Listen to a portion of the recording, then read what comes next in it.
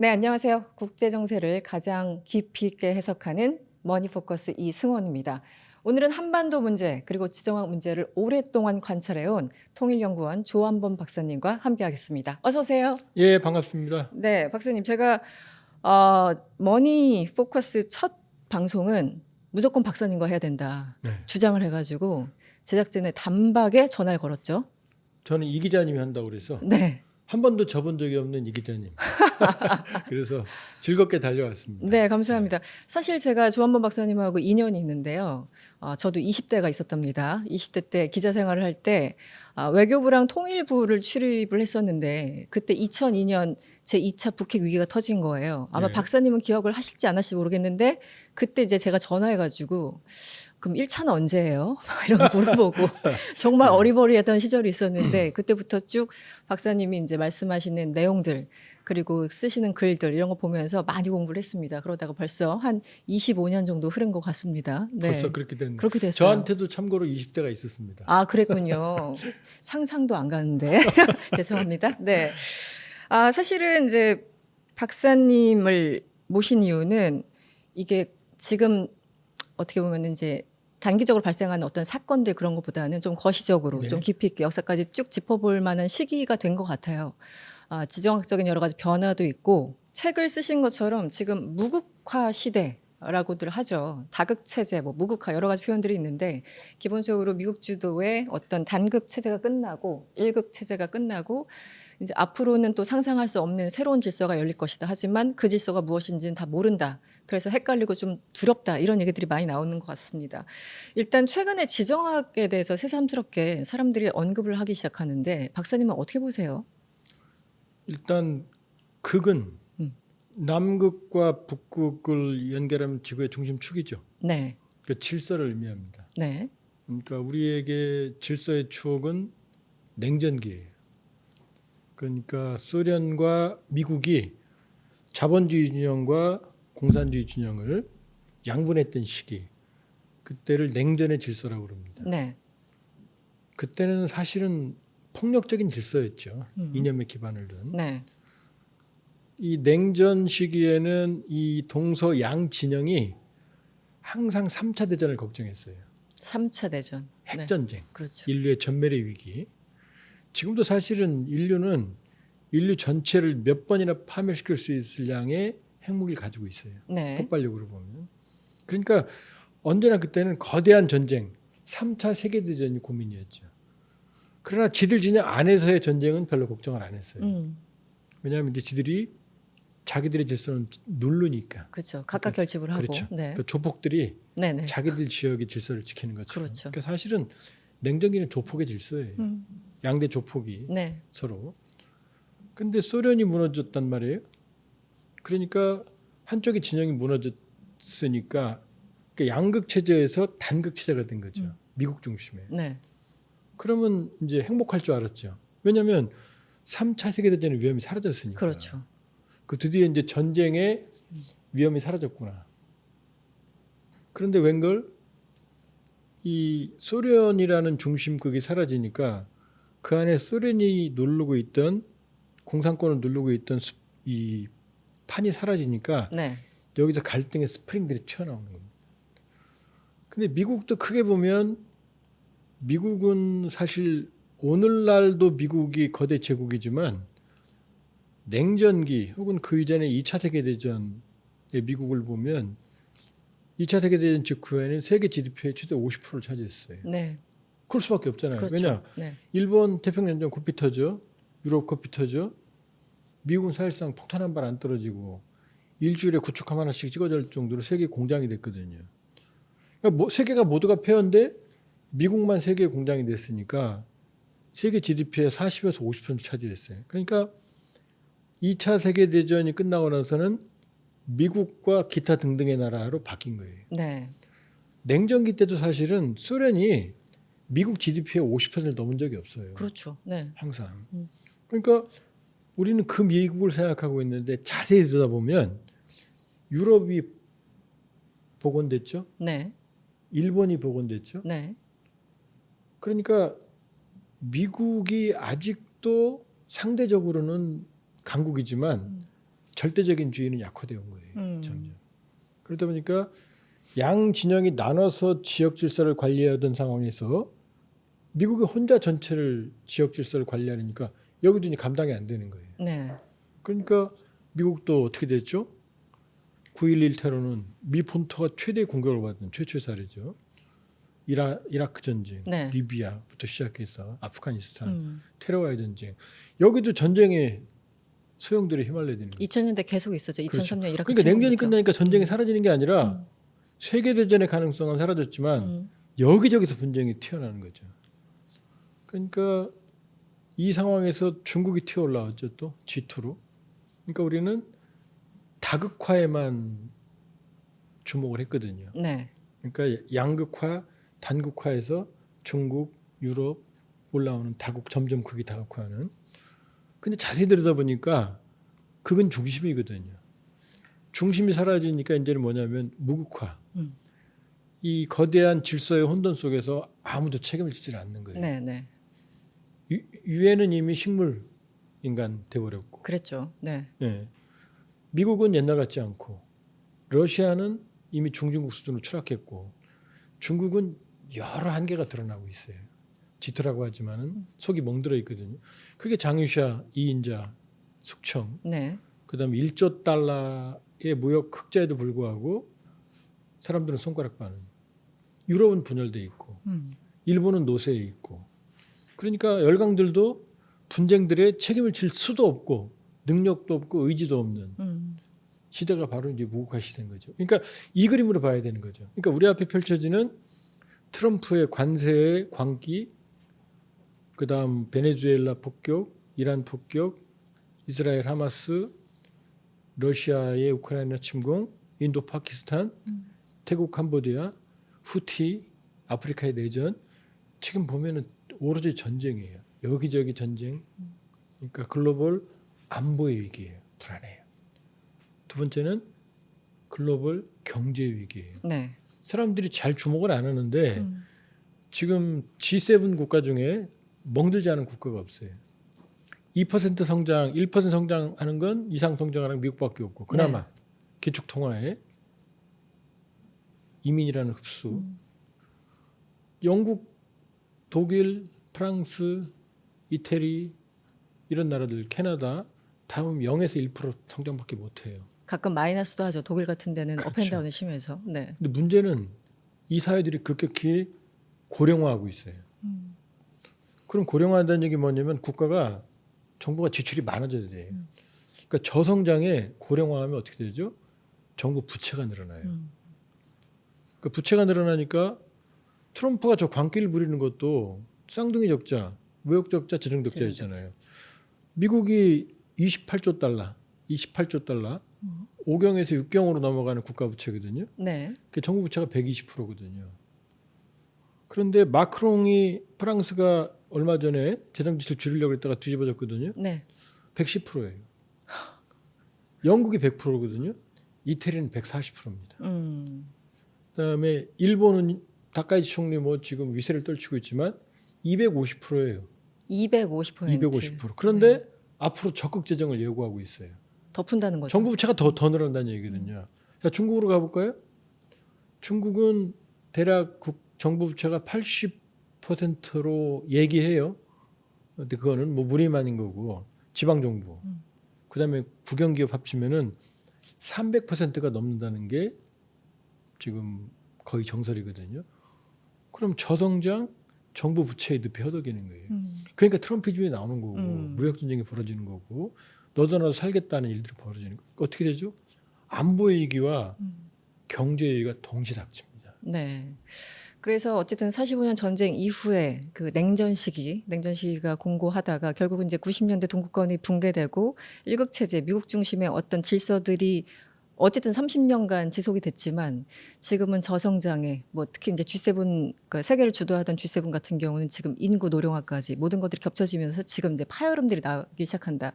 그래서 얼마 전에 다보스 포럼에서 그 캐나다 카니 총리 연설이 굉장히 인상적이었죠. 지금 뭐 파열의 시대가 왔다. 트랜지션 전환기가 아니다. 뭐 이런 얘기를 하면서 굉장히 박수도 받고 했었는데 어쨌든 약간 이거는 이제 하나의 흐름인 것 같고 왜 이런 그렇죠. 흐름이 나타나는지를 짚어주신 것 같고 이제 당위적으로 보면 당위라고 할까요? 그 사실은 예전에 로마 시절 정도를 빼고는 이렇게 한 나라 그러니까 단극 체제는 흔하진 않았다고 하잖아요, 역사가들이요. 그럼 굉장히 좀 독특한 시대를 우리가 그냥 거쳐왔던 겁니까? 어쩌다 보니까 이 시대에 태어나서 굉장히 좀 특이한 체제 속에 살다가 우리가 가는 겁니까? 저는 그게 굉장히 좀 궁금하더라고요. 이 일극 체제라는 게 역사에 거의 없었다고 하는데 왜 우리는 지금 미국 질서, 미국 중심의 질서를 당연시하고 있었지? 약간 이런 것들 어떻게 보세요? 그러니까 우리가 주목을 해야 되는 건 우리의 추억은 냉전이죠. 큰 흐름에서 보면 이렇게 흘러갑니다. 우리가 살았던 근대의 추억으로 가보면 근대의 탄생은 유럽이었어요. 네. 우리가 알고 있는 근대의 탄생은. 그렇다고 해서 아시아적 근대의 가능성이 없었던 건 아니에요. 다만 유럽에서 근대의 산불이 들불이 타올랐고 이 불이 전 세계로 번져간 것뿐이지 네. 다른 지역에서도 근대의 가능성은 없었던 건 아니에요. 그러니까 유럽 근대 기원론이라고 해서 이것이 유일한 기원이다 이렇게 볼 수는 없어요. 네. 그러나 어쨌든 그 근대의 기원은 유럽이에요. 우리 옷이 지금 똑같죠? 네. 이게 유럽에서 온 옷이거든요. 음. 이게 바로 근대의 그 영향이거든요. 네. 그러면 이 산업혁명 르네상스를 중심으로 하는 이 근대의 용광로가 저수지가 유럽이었거든요. 물론 그 이전에는 당나라 같은 경우는 중국과 세계 GDP 50% 그때는 중국 중심이었어요. 훨씬 이전에. 고려로 가볼까요? 고려 때 세라믹. 우리는 도자기에 술 마실 때 저 네. 사람들은 독일을 쓰고 있었거든요. 유럽은. 그러나 우리의 가까운 기억 속에서 살펴보면은 중심은 유럽이었어요. 유럽이 중심이었고 그때 미국은 변방이었죠. 네. 그러니까 이제 지금 우리가 기억하고 있는 추억을 보려면 유럽과 미국과의 관계를 봐야 됩니다. 유럽에서 마이너리티, 그러니까 소수자들이 메이플라워를 타고 네. 살기 힘들어서 아메리카 대륙으로 간 거죠. 그죠? 거기에서 아메리카인들을 쫓아내고 땅을 차지한 다음에 영국과 싸워서 스페인과 싸워서 프랑스와 싸워서 캐나다, 영국, 그다음에 남미가 독립을 한 거거든요. 그러니까 이 당시까지만 해도 19세기까지만 해도 중심은 유럽이었어요. 네. 그리고 겨우겨우 이 독립을 한 미국은 유럽과 멀어지고 싶었어요. 무서우니까. 거기에 그 당시 제국은 영국, 프랑스, 독일, 이태리였으니까.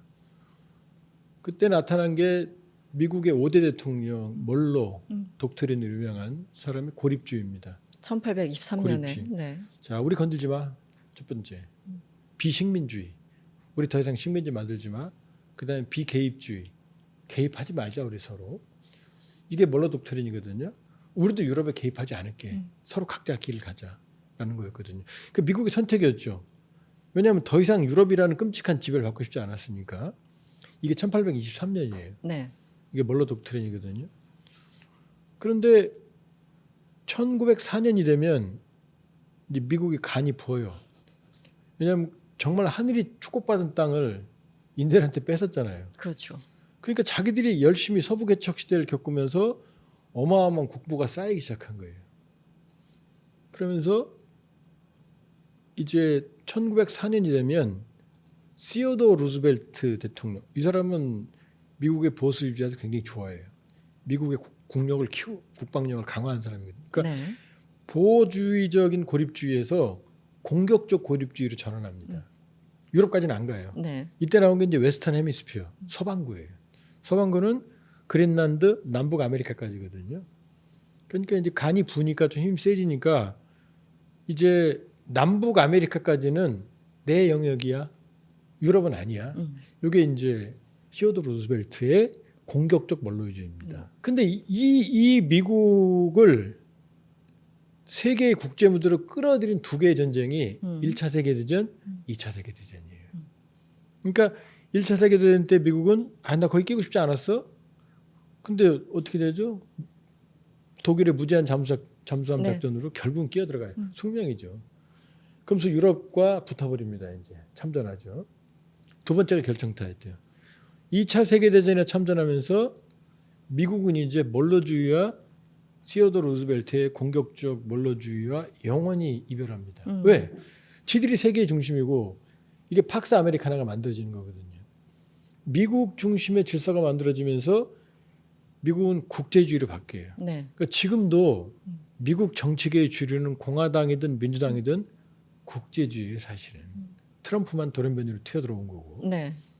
그러니까 미국은 이때부터 전 세계 질서에 개입을 하는 사실상의 단극 체제를 형성을 하기 시작을 합니다. 그런데 이 전쟁 종료와 함께 이때 미국만 큰 게 아니라 소련도 같이 컸거든요. 우리는 2차 세계대전 하면 노르망디 상륙작전, 라이언 일병 구하기 생각하죠. 네. 근데 제가 공부했던 러시아에서는 그렇게 생각 안 해요. 그 사람들은 별로 한 거 없다고 생각해요. 그렇습니까? 네. 자기네들이 전쟁을 끝냈다고 생각해요. 음. 그러니까 사실상 들여다보면 전쟁은 스탈린과 히틀러 두 독재자의 싸움이었어요. 히틀러의 몰락도 스탈린과의 싸움에서 스탈린그라드, 그다음에 쿠르스크 네. 이쪽 전선축들이 무너지기 시작하면서 몰락이 시작되거든요. 실제로 2차 세계대전에서 유럽에서 사망한 사람들이 절반 이상이 러시아 사람들이에요. 그렇구나. 그러니까 물론 랜드리스라고 그래서 미국 그때는 재밌게 스탈린과 이 미국은 연합군이었어요. 네, 그렇죠. 같이 싸우니까 어마어마하게 미국이 지원을 해줬지만 그렇죠. 이 전쟁을 통해서 소련은 어마어마한 공업 생산력을 키우기 시작합니다. 그러니까 두 개의 제국이 탄생하는 거예요. 그렇죠. 미국과 그다음에 소련이라고 하는. 그러면서 이 두 개의 공업 생산력을 중심으로 세계가 양극이 만들어진 거죠. 그렇죠. 네. 그러니까 이 양극 체제가 냉전 체제고, 근데 이 체제가 지금 무너졌는데 미국도 과거에 비해서는 사실상 내리막길을 걸었던 거죠. 크게 보면. 네. 근데 우리가 착신 거죠. 우리가 착신 거죠. 그러니까 이러한 이 양강 두 개의 제국이 세계를 분할했던 시기는 찾기가 매우 어렵죠. 물론 뭐 여러 제국들이 뭐 로마, 몽골부터 시작해서 그다음에 뭐 오스만 투르크, 페르시아 많은 제국들이 있었죠. 네. 그러나 전 세계를 거의 두 개의 진영으로 그 중간에 일부의 비동맹 체제로 만들었던 그런 분할의 시기는 찾아보기 어렵고요. 그것도 이념에 기반을 둔 또 공급망에 기반을 둔 그 체제가 무너진 후유증을 지금 겪고 있는 거고 그렇게 보면 제가 무국화라고 개념한 이유도 뭐냐면 네. 극이 다극화하는 동시에 이제 아무도 질서를 책임질 수 있는 기구든 국가든이 없는 거고 의지도 능력도 없고. 능력도 네. 없고 의지도 없는 거죠. 그러니까 지금 트럼피즘을 푸틴의 우크라이나 침공을 그다음에 지금 보여지고 있는 국제적인 분쟁들을 그다음에 글로벌 우경화 극우의 창고를 이걸 우연으로 봐서는 안 된다. 이거는 지금 거대한 불확실성에 우리는 죄송한 얘기지만 끝이 아니라 입구에 들어섰다.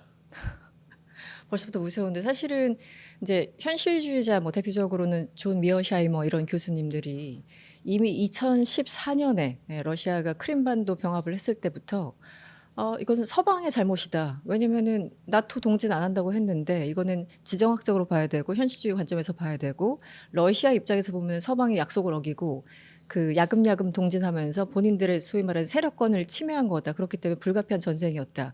그리고 역시 8년 뒤인 2022년 우크라이나 전쟁 때도 같은 논리를 지금까지 주장을 하고 계시잖아요. 물론 이제 거기 상당한 논박이 있는 걸로 알고 있습니다만 자유주의자들과 현실주의자들의 아주 대표적인 싸움이 이제 러시아를 두고 하는 그런 해석 싸움인 것 같은데 박사님 보시기에는 그런 해석에 어느 정도 좀 동조를 하시나요? 그러니까 그런 해석은 제가 보기엔 지엽적이에요. 지엽적인가요? 왜냐하면 자 양극 체제가 해체가 됐잖아요. 그럼 일극 체제가 강했다면 네. 올마이트하게 강했다면 러시아가 우크라이나를 침공할 수가 없죠. 이게 무서우니까. 그렇죠. 침공했어도 일극 체제가 워낙 강했다면 러시아를 응징을 했겠죠. 그러니까 러시아는 우크라이나를 침공을 하는 이유는 뭐냐면 이 극체제, 포스트 소비에트 공간, 네. 소련이 지배하고 있던 공간들이 점점 줄면서 그러니까 우리는 우크라이나 러시아의 침공을 러시아 일방적인 불법적인 행동으로 생각을 하지만 네. 러시아인들의 입장에서는 생존을 위한 전쟁으로 생각을 해요. 실제 푸틴의 연설에 그런 대목들이 나오더군요. 네. 우크라이나의 지도를 보면 음. 우크라이나는 지도가 러시아의 심장부로 뚫고 있어요. 음. 근데 우크라이나가 나토에 가입하기로 했단 말이에요. 그러니까 러시아 입장에서는 이렇게 생각하시면 돼요. 서울과 경기도가 있는데 경기도가 어느 날 다른 나라가 돼서 북한하고 동맹을 맺는 거예요. 그럼 서울이 가만히 있겠어요?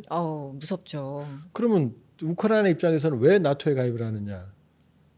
지금 소련 체제 긴 역사적인 뿌리를 보면 우크라이나는 항상 러시아로부터 핍박을 받아왔거든요.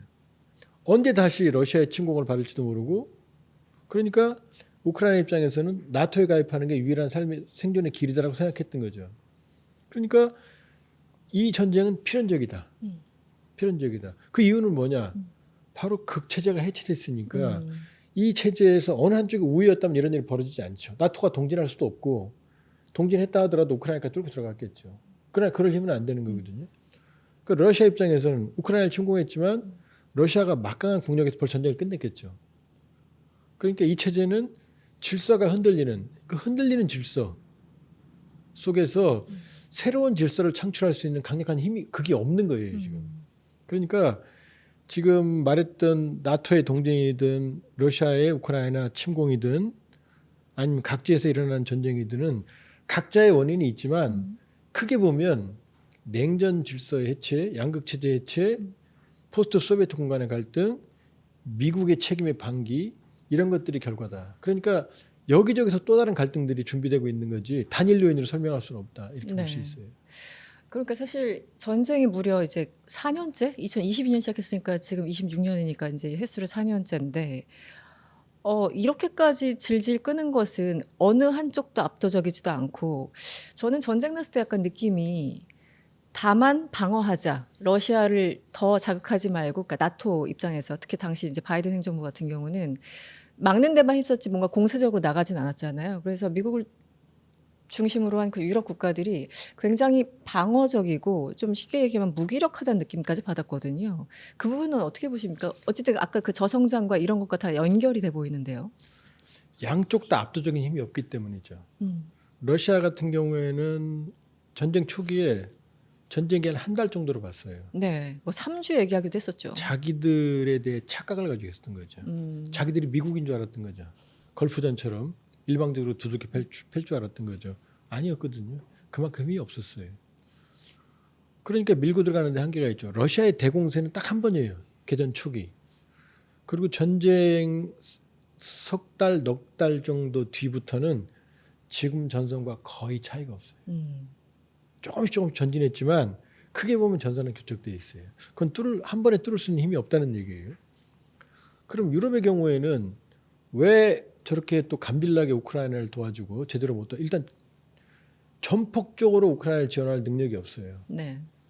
예를 들면 어느 정도냐면 지금 러시아가 우크라이나 전쟁에서 손실한 기갑 장비, 장갑차, 탱크 포함해서 약 한 2만 대 정도로 추산하거든요. 어마어마하거든요. 네, 네.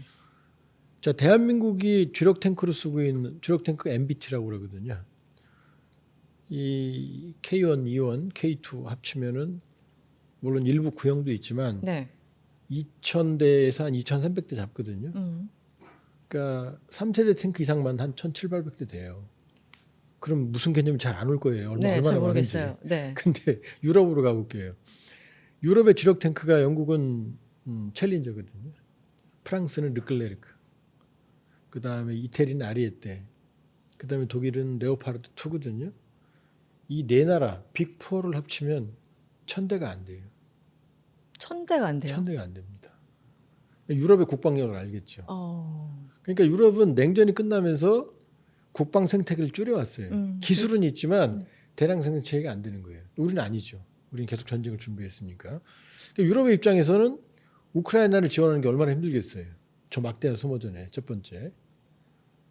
두 번째, 그렇다 하더라도 일단 힘이 없어요. 그리고 만일에 전력을 투구해서 하루 세 끼 먹는 거 한 끼 먹으면서 지원한다. 그럼 끝낼 수 있었겠죠. 근데 문제는 뭐냐면 만일에 그렇게 치고 들어가면 러시아가 뚫리잖아요. 그럼 러시아는 핵을 가지고 있거든요. 러시아는 핵무기를 쓰죠. 그러니까 푸틴이 조금만 힘들면 그러잖아요. 핵 그러잖아요. 핵을 쓸 수 있다고 여러 번 얘기했죠. 핵핵거립니다. 힘들면. 네.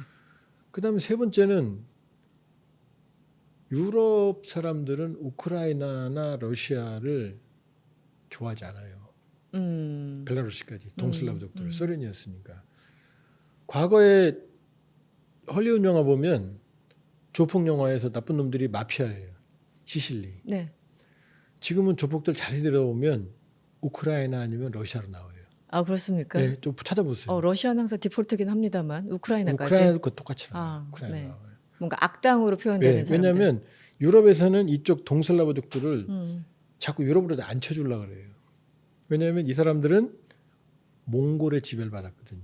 1240년부터 1480년까지 240년간. 그러니까 유럽적 특성과 아시아적 몽골적 전제주의가 섞여 있어요. 그러니까 정치하면 푸틴하면 민주주의로 안 보이죠. 유럽 지도자들은 아무리 이상해도 민주주의로 보이죠. 그것 때문이에요. 그러니까 유럽의 의미에서는 우크라이나가 뚫리면 유럽이 뚫리거든요. 거꾸로. 유럽으로는 심장부니까. 그러니까 지원해 주는 거지 좋아서 지원해 주는 건 아니거든요. 그렇죠. 네. 그러니까 어느 정도로 지금 혼돈스럽냐면 폴란드가 우크라이나랑 붙어 있고 그러니까 폴란드가 제일 많이 우크라이나를 지원해 주거든요. 네. 근데 유럽에서 우크라이나를 제일 싫어하는 사람들이 폴란드예요. 왜냐? 그럼에도 불구하고 붙어 있기 때문에. 네, 한일 관계 곱하기 100이라고 보시면 돼요. 아. 왜냐? 우크라이나를 16, 17세기 때 폴란드, 리투아니아 공국이 지배했고 이때 그러니까 우크라이나의 지주는 폴란드 사람들이에요. 그다음에 폴란드 사람 편을 들어서 돈 뜯어가는 세리들이 유태인이었어요. 그러니까 우크라이나 입장에서는 폴란드인들과 유태인들이 제일 싫어요. 그래서 우크라이나에 히틀러가 들어왔을 때 2차 세계대전 때 우크라이나 민족주의자들이 유태인과 폴란드인들을 학살해요. 아. 그 끔찍한 영화가 볼히니아라는 폴란드 영화예요. 그거 보면 끔찍해. 보지는 마세요. 제목만 보세요. 네. 볼히니아가 증오라는 뜻이거든요. 그런데도 우크라이나를 지금 지원하는 거죠. 제가 이렇게 복잡하게 말씀을 드리냐면 이 전쟁이라는 것들이 과거에는 이런 것들이 눌려 있었단 말이에요. 냉전 체제에서. 그러니까 폴란드도 우크라이나도 다 같은 소련권이었잖아요. 네. 근데 이게 뚜껑을 열어버리니까 이 갈등들이 감당하기 어려운 갈등이 동시에 튀어나오는 거고 그런데 폴란드 입장에서는 우크라이나가 밉지만 그럼 더 미운 건 또 러시아거든요. 러시아는 카틴 숲의 학살이라고 해서 학살력이 너무 많이 나오는데 네. 히틀러랑 스탈린이 폴란드를 분할합니다. 1939년에. 그때 폴란드의 정치인, 장교, 전문가, 교수 이런 사람들을 무려 2만 명이 넘는 사람들을 즉결 처형해버립니다. 폴란드의 미래를 짓밟기 위해서. 그러니까 우크라이나도 밉지만 러시아가 우크라이나를 먹으면 그 다음 폴란드거든요. 그러니까 폴란드는 우크라이나를 전폭적으로 지원하는 거죠. 그러니까 이런 것들이 지금 어떤 일정한 어떤 알고리즘이 있는 게 아니에요. 갈등들이 서로 얽히고 설켜 있어요 지금. 그러니까 폴란드는 또 같은 또 슬라브족입니다. 네. 서슬라브족이에요. 그러니까 이 무질서의 알고리즘들이 우리가 목도하고 있는 이 무국화의 이 본질이라는 거죠. 제가 박사님 이 이제 지정학 지구를 한 바퀴 돈 이유가 미어샤이머 교수 얘기하면서 현실주의 얘기하고 2014년, 2022년 러시아의 이 공격적인 행위들에 대해서 여쭤본 이유는 결국 이제 질서 흐름이 바뀌고 있다라는 그 얘기를 다시 한번 좀 강조를 하고 싶었고 최근에 제가 이제 글을 하나 읽었는데 이제 제독 교수님이죠. 그 송두율 교수님 칼럼을 읽었습니다. 이 칼럼에서 송두율 교수가 이런 얘기를 합니다. 지정학은 강자의 언어다. 그래서 사라지지 않는다. 다만 그 형태를 바꿀 뿐이다. 그리고 그 변화는 한반도에서 가장 날카롭게 드러난다.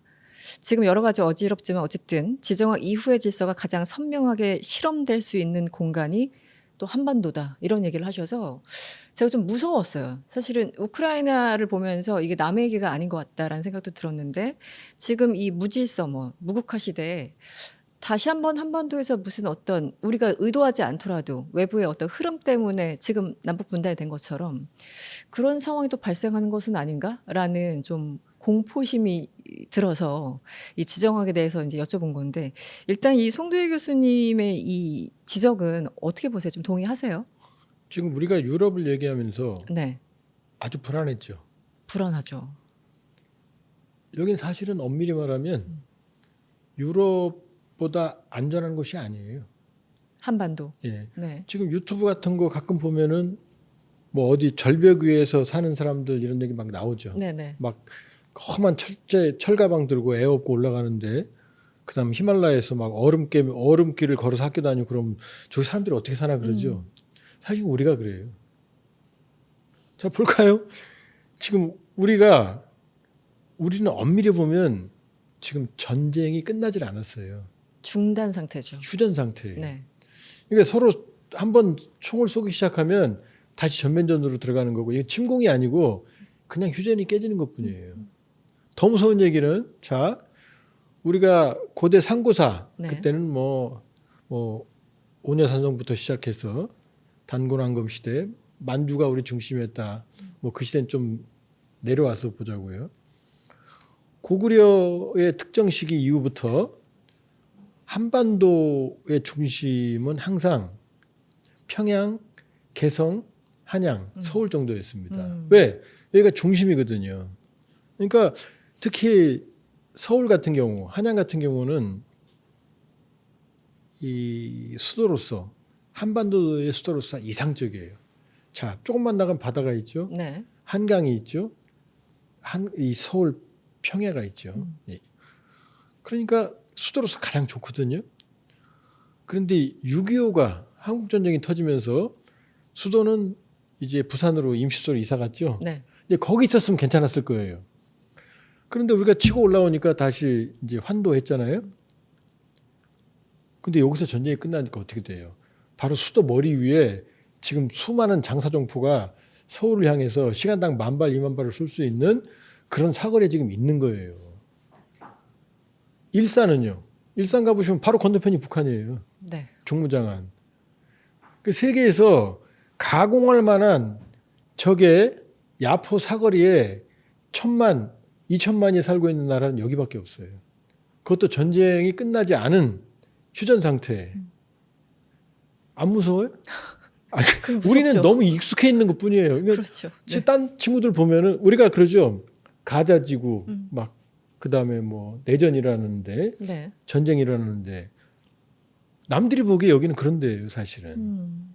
그런데 그런 데가 세계 경제 한강의 기적을 이뤘으니 세계 반도체 배터리 첨단을 달리고 있으니 착각을 하는 거죠. 평화로운 줄 아는 거죠. 네네. 아니에요, 여기는.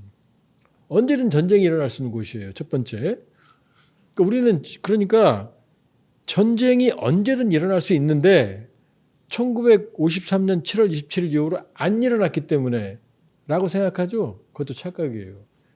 연평도 포격 사건이 있었잖아요. 있었죠. 네. 15년 전이에요. 북한군이 우리 남한 땅에 대한민국 땅에 포격을 했어요. 무려 170발을 썼어요. 네, 네. 사상자도 군 민간인 사상자가 발생했어요. 그러니까 안 일어난 게 아니었다고요. 그때는 위험했던 거죠. 네네. 위험했던 거죠. 지금 일산이면 바로 코앞이 북한이에요. 조금 더 내려오면은요. 서울 중심에서 MDL까지 40km 정도밖에 안 돼요. 가공할 만한 적의 화력이 집중되는 곳에 우리가 살고 있는 거예요. 이게 첫 번째 지정학적인 거고. 네. 두 번째는 뭐냐면 중국이에요. 지금 소련이 몰락하면서 미국은 항상 라이벌을 죽이는 정책을 해왔어요. 그 첫 번째 라이벌은 소련이었습니다. 네. 그 이전에는 누구였죠? 히틀러였고 일본의 태평양 전쟁이었거든요. 네. 근데 소련이 무너지면서 두 번째로 미국에게 도전했던 거는 사실은 일본이에요. 일본이 1995년 기준으로 미국 GDP의 70%를 넘습니다. 인구는 3분의 1인데 70% 넘었다는 얘기는 일본이 앞섰다는 얘기예요. 그때 우리 기억이 나는데 대학 다닐 때 80년대 중반부터거든요. 네. 소니 워크맨, 도요타. 그 소니 워크맨 그 갖고 다니면은 정말로 제일 그 세련된 사람이었거든요. 모든 사람이 로망이었죠. 그렇죠. 네. 미국 영화 보면은 그 미국 회사 주인들은 다 일본 사람으로 네. 나오고 회식하면 스시 먹고 그랬거든요. 그때 이코노믹 애니멀이 그때 나와요. 85년에 플라자비를 네. 시작으로 일본이 엔고로 올라가서 95년을 정점으로 이제 무너집니다. 잃어버린 10년, 20년, 30년, 버블 등등. 40년까지. 음. 일본의 좌절의 시기가 길게 아주 깊고 깊은 그 원인은 미국이었어요, 사실은. 그런데 이 일본이 무너진 틈을 타서 누가 올라오느냐? 중국이 올라오고 있거든요. 중국이 2021년 기준으로 미국 GDP의 76%까지 올라갔어요. 네. 미국이 역사상 접했던 가장 강력한 적이 바로 중국이에요. 그러니까 미국 입장에서는 중국과의 충돌은 숙명이에요. 숙명입니다. 그러니까 미국의 중심은 물론 블라디미르 푸틴에 대한 경계심은 있지만 미국은 그걸 주적으로 안 봐요. 네. 피곤하면 언젠가 끝날 전쟁. 그러나 중국은 주저앉히지 않으면 내가 죽는다고 생각해요. 미국 정치 지도자. 이건 민주당이든 공화당이든 똑같아요. 그러니까 오바마 정부 2010년 전후 오바마 정부 때 사상 처음으로 원래 미국이 아시아 그렇게 중시 안 했거든요. 그렇죠. 유럽이었거든요. 네, 네. 근데 갑자기 피보트 아시아 중시 정책을 말해요. 오바마 정부 때. 그건 뭐냐? 중국 잡겠다는 거였거든요. 대중 견제 정책이었죠. 네. 그다음 리밸런싱. 미 해외 원정군의 60% 해군력을 아시아로 집중한. 누구 때문에? 중국 때문이거든요. 근데 오바마 때 실패했어요. 왜냐? 2007년에 서브프라임 모기지. 네. 2008년 리먼 브라더스 사태. 이것 네. 때문에 미국이 경제가 끔찍하게 흔들리거든요. 그 부시 행정부가 저질러 놓은 것을 이어받은 사람이 오바마였죠. 그렇죠. 네네. 오바마가 해결 못해요. 네. 그러니까 중국 잡는데 주력을 못합니다. 그 다음에 온 게 트럼프거든요. 트럼프는 오바마 그렇게 미워하는데 중국 잡는 건 잘했다. 한술 더 떠요. 쿼드. 자, 서쪽은 중국과 인도가 막아. 남쪽은 호주가 왼수거든요. 호주가 막아. 동쪽은 일본이 왼수거든요. 일본이 막아. 나 미국 포함하면 4개지? 이게 쿼드야. 이거 이기면 다이아몬드거든요. 이걸 다이아몬드 전략이라고 그래요. 누구 잡으려고? 중국 잡으려고. 네. 자, 바이든이 왔어요. 바이든이 트럼프 그렇게 미워하죠. 중국 잡는 건 잘했대요. 왜 나옵니다. 근데 바이든은 한줄 더 떠요. 세계 민주주의 정상회의. 그러니까 중국은 아니야. 네. 전 세계 다 와. 그래서 바이든이 기시다하고 윤석열을 붙잡아 놓고 캠프 데이비드 회의하면서 그렇죠. 나 오늘 네. 행복해 그랬던 거예요. 네, 왜? 네. 중국 잡으려면 한미일이 돼야 되는데 한일이 싸우고 있거든요. 억지로 화해를 시켰죠. 그렇죠. 네. 트럼프의 2기에 왔어요. 지금 해외 거리고 4월 달에 베이징 가고 시진핑을 미국으로 초청하는 건 중국과 안 싸우겠다는 게 아니에요. 정면 충돌했더니 미국이 힘들어요. 콩도 안 사가, 히터리도 안 팔아. 시진핑이 좀 간이 커졌어. 트럼프 1기 버티더니 내성력이 커졌어. 면역력이 커졌어. 정면 대들어. 네. 그러니까 트럼프는 중국과 안 싸워가 아니고 겉으로는 안 싸우는 척하면서 속으로는 중국을 압박하는 정책으로 바뀐 거예요. 자, 첫 번째는 우린 전쟁 중인 국가라고 그랬어요. 언제든. 두 번째, 바로 미중 전략 경쟁이 우리를 화약고로 끌어들이는 거예요. 다시 한번. 네. 왜냐? 지금 미중 전략 경쟁에 붙어 있는 거점이 어디예요? 미국 해외에 나가 있는 원정군이 한 20만 되거든요. 네. 그중에 40%가 한국과 일본에 돼 있어요. 우리 28,500, 일본이 한 5만 명 되거든요. 네. 그럼 전체가 한 40%거든요. 그럼 미국이 만일에 중국을 견제하는 분쟁이 일어나면 이 병력이 가만히 있겠어요? 자, 중국도 미국에 대항해서 미국의 압박에 대해서 대항을 하겠죠. 그게 이제 제1 도련선 전략이에요. 네. 열도선. 이게 뭐냐? 일본 오키나와에서부터 동중국해, 대만 포함해서 남중국해, 물라카이협 이게 제1 도련선이거든요. 중국은 여기를 자기 내해라고 생각해요. 여기에 그 어떤 해양 세력도 안 들어오게 하겠다는 게 목표거든요. 중국은 헛소리 마. 미국은 거기 나 마음대로 다닐 거야. 이게 항해 작전이에요. 네, 왔다 네. 갔다. 네. 근데 한번 생각해 보세요. 오키나와 대만 포함하는 필리핀의 쪽을 보면 한반도에 그 안에 들어있어요? 밖에 있어요? 안에 들어있잖아요. 열점지대에 들어있는 거예요. 네. 여기에 주한미군 28,500명이 있는 거예요. 그러니까 남북 간의 분단이라고 하는 안보적 긴장이 하나의 열점지대라면 네. 두 번째는 미중 전략 경쟁이 한반도가 지금 포함되어 있다는 거예요. 기본적으로 이제 한반도의 지정학적 운명에 대해서 제가 질문을 드리고 있는데 다시 조금 더 좁혀서 한반도의 지정학적 운명 지금 이제 당장 벌어지고 있는 일에 대해서 말씀을 해주신 것 같아요. 미중 갈등으로 인해서 다시 한번 한반도가 열점이 될 수밖에 없다. 기왕에 어쨌든 남북 간에도 지금 대척한 지 지금 70년이 넘고 계속 정전 상태로 있는 데다가 미중 간의 경쟁이 심화되면서 여긴 다시 한번 또 발화점이 될 수 있다라는 말씀을 해주신 건데 이 한반도가 사실은 해안과 대륙을 연결하고 있는 굉장히 묘한 곳이잖아요. 뭐 지정학이라는 게 지리적 위치도 있고 영토도 있고 자원도 있고 여러 가지 이제 요소들이 다 필요한 거지만 과거 이제 다시 좀 멀리 돌아가면 임진왜란부터 뭐 청일 전쟁 혹은 식민지까지 이 역사적인 흐름이 이 한반도의 지정학 때문에 발생한 거라고 보십니까? 어떻게 보세요? 이 과거의 역사는 우리 항상 피해자의 역사였잖아요. 근데 왜 이렇게 항상 피해만 받았을까? 왜 이렇게 강대국들이 우리나라에 와가지고 사람들에게 피해를 주고 심지어 식민지화 하려고 하고 도대체 우리나라의 혹은 한반도의 지정학적 운명이라는 게 무엇일까? 요즘 그런 생각을 다시 한번 하게 되거든요. 어떻게 좀 설명을 해주시겠습니까? 그러니까 중국이 문화의 중심이었던 네, 시기에서는 한반도는 변방이죠. 네, 변방. 그러나 이제 숙명은 뭐냐면 일본이라고 하는 한반도의 중국의 변방이 중국 사람들이 생각할 때 변방이었는데 네, 그 변방이 일어섰거든요.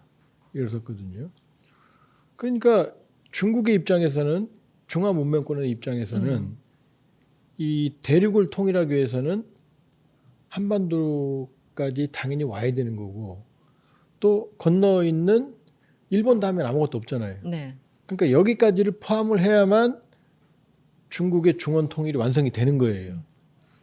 그러니까 중국의 입장에서는 언제나 이쪽 고구려, 네, 발해, 네, 고려, 조선까지 영향권에 넣어야 되는 거고요. 중원 통일을 위해서는. 네. 반면에 일본이 간이 커지기 시작을 하면서 일본의 입장에서 숙명이 뭐예요? 지금 태평양으로 갈 데가 없잖아요. 뒤로는. 지금이야 가지만 옛날에는 갈 수 있는 곳이 나갈 데가 아니잖아요. 없었죠. 네. 그럼 대륙으로 와야 되잖아요. 네. 그러니까 임진왜란 때부터 정면가도했죠. 어. 그리고 또 항상 일본의 입장에서는 이쪽 한반도와 중국은 문명과 부의 원천이거든요. 그러니까 그냥 좀도둑들 외구부터 시작해서 도요토미 히데요시까지 바로 대륙으로 가는 끊임없는 그러니까 한반도뿐만이 아니죠. 그러니까 도요토미 히데요시가 어떤 생각을 했는지 모르겠지만 어떤 명분은 정면가도였거든요. 네. 그러니까는 조선을 거쳐서 중국으로 대륙으로. 가겠다. 네, 네. 결국 일본이 조선을 침략하고 그다음에 만주로 갔잖아요. 그러니까 대륙과 해양이 만나는 지점이 바로 한반도인 거죠. 그럼 대륙과 해양이 만나는 지역에 있는 우리나라 말고 또 어디가 있을까요? 이렇게 항상 이 국제 정치에 민감하게 휘둘릴 수밖에 없습니까? 그런 지리적인 위치는. 그러니까 이 중국이라는 문명 우리가 이제 중국을 너무 우습게 하는데 아, 옆에 중국이 있기 때문에 그 그러면 변수가 아주 심하구나. 오랜 기간 동안 중국은 중국은 세계 중심이었어요. 그렇죠. 유럽의 중심이 된 건 최근이에요. 비교적. 근대예요. 네네네. 역사로 봤을 때. 르네상스, 네, 산업혁명 이후란 말이에요. 그러니까 다른 쪽에는 이렇게 민감한 땅이 있을 수가 없죠. 민감한 지역에. 그러니까 그러니까 이웃이 누구냐에 따라서 그냥 직접적인 그럼요. 연결을. 네, 네. 그러니까 우리가 좋게 생각하면 중국의 침략만 받았다 그러지만 그 거대한 문명권 속에서 완벽하게 동화되지 않고 고유한 문화를 5천 년 동안 이루어온 나라는 그런 사례는 찾기가 어려워요. 네. 그리고 또 하나, 네. 또 하나는 한국 사람들한테 나타나는 특성은 바로 다이내믹이거든요. 변화에 민감하거든요. 네. 일본 아직도 종이책 많이 팔리고 일본 드라마 보면 지금도 돈을 내요. 카드 잘 안 내요. 신용카드 안 써. 예, 변화에 그다음에 지금도 뭐 노포 100년, 200년 그러잖아요. 네. 가서 뭐 우동 먹고 막 그냥 드라마 찍고 그러잖아요. 노포는 좋은데 도장은 조금 문제가 있는 것 같아요. 네. 좋게 보면 전통이지만 그 우동집이 200년 동안 우동을 하는 걸 떠나서 그 자본을 축적해서 반도체에 투자하고 배터리에 투자하고 이래야 될 거 아니에요. 근데 아니거든요. 일본은 계속 그렇게 가거든요. 그러니까 변화에 둔감한 거죠. 근데 한반도는 이 변화에 너무나도 민감하거든요. 그다음에 문화의 수용성.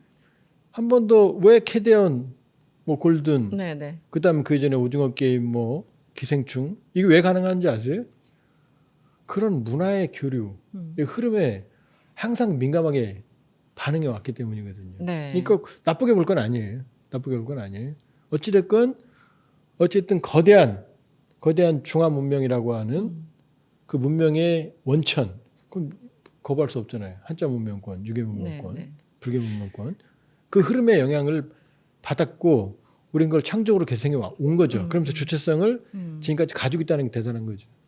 이 지정학에 대해서 이제 말씀을 해주시고 있는데 어쨌든 지정학적으로 이 해양 세력과 대륙 세력을 연결하는 이 우리나라의 위치가 굉장히 독특하다.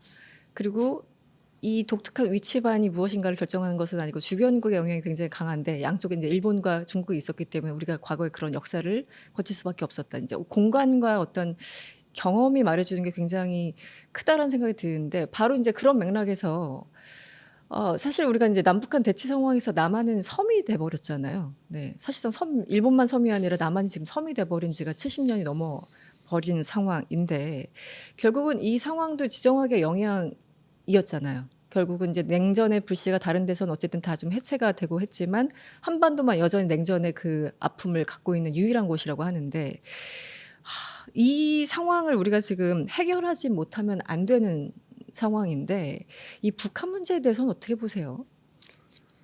지금 이제 분단으로 인한 우리가 그렇게 생각하거든요. 젊은이들한테 통일해야 되지 않겠어? 그러면 뭐 통일해야죠. 요즘 관심이 뚝 근데 떨어졌죠. 네.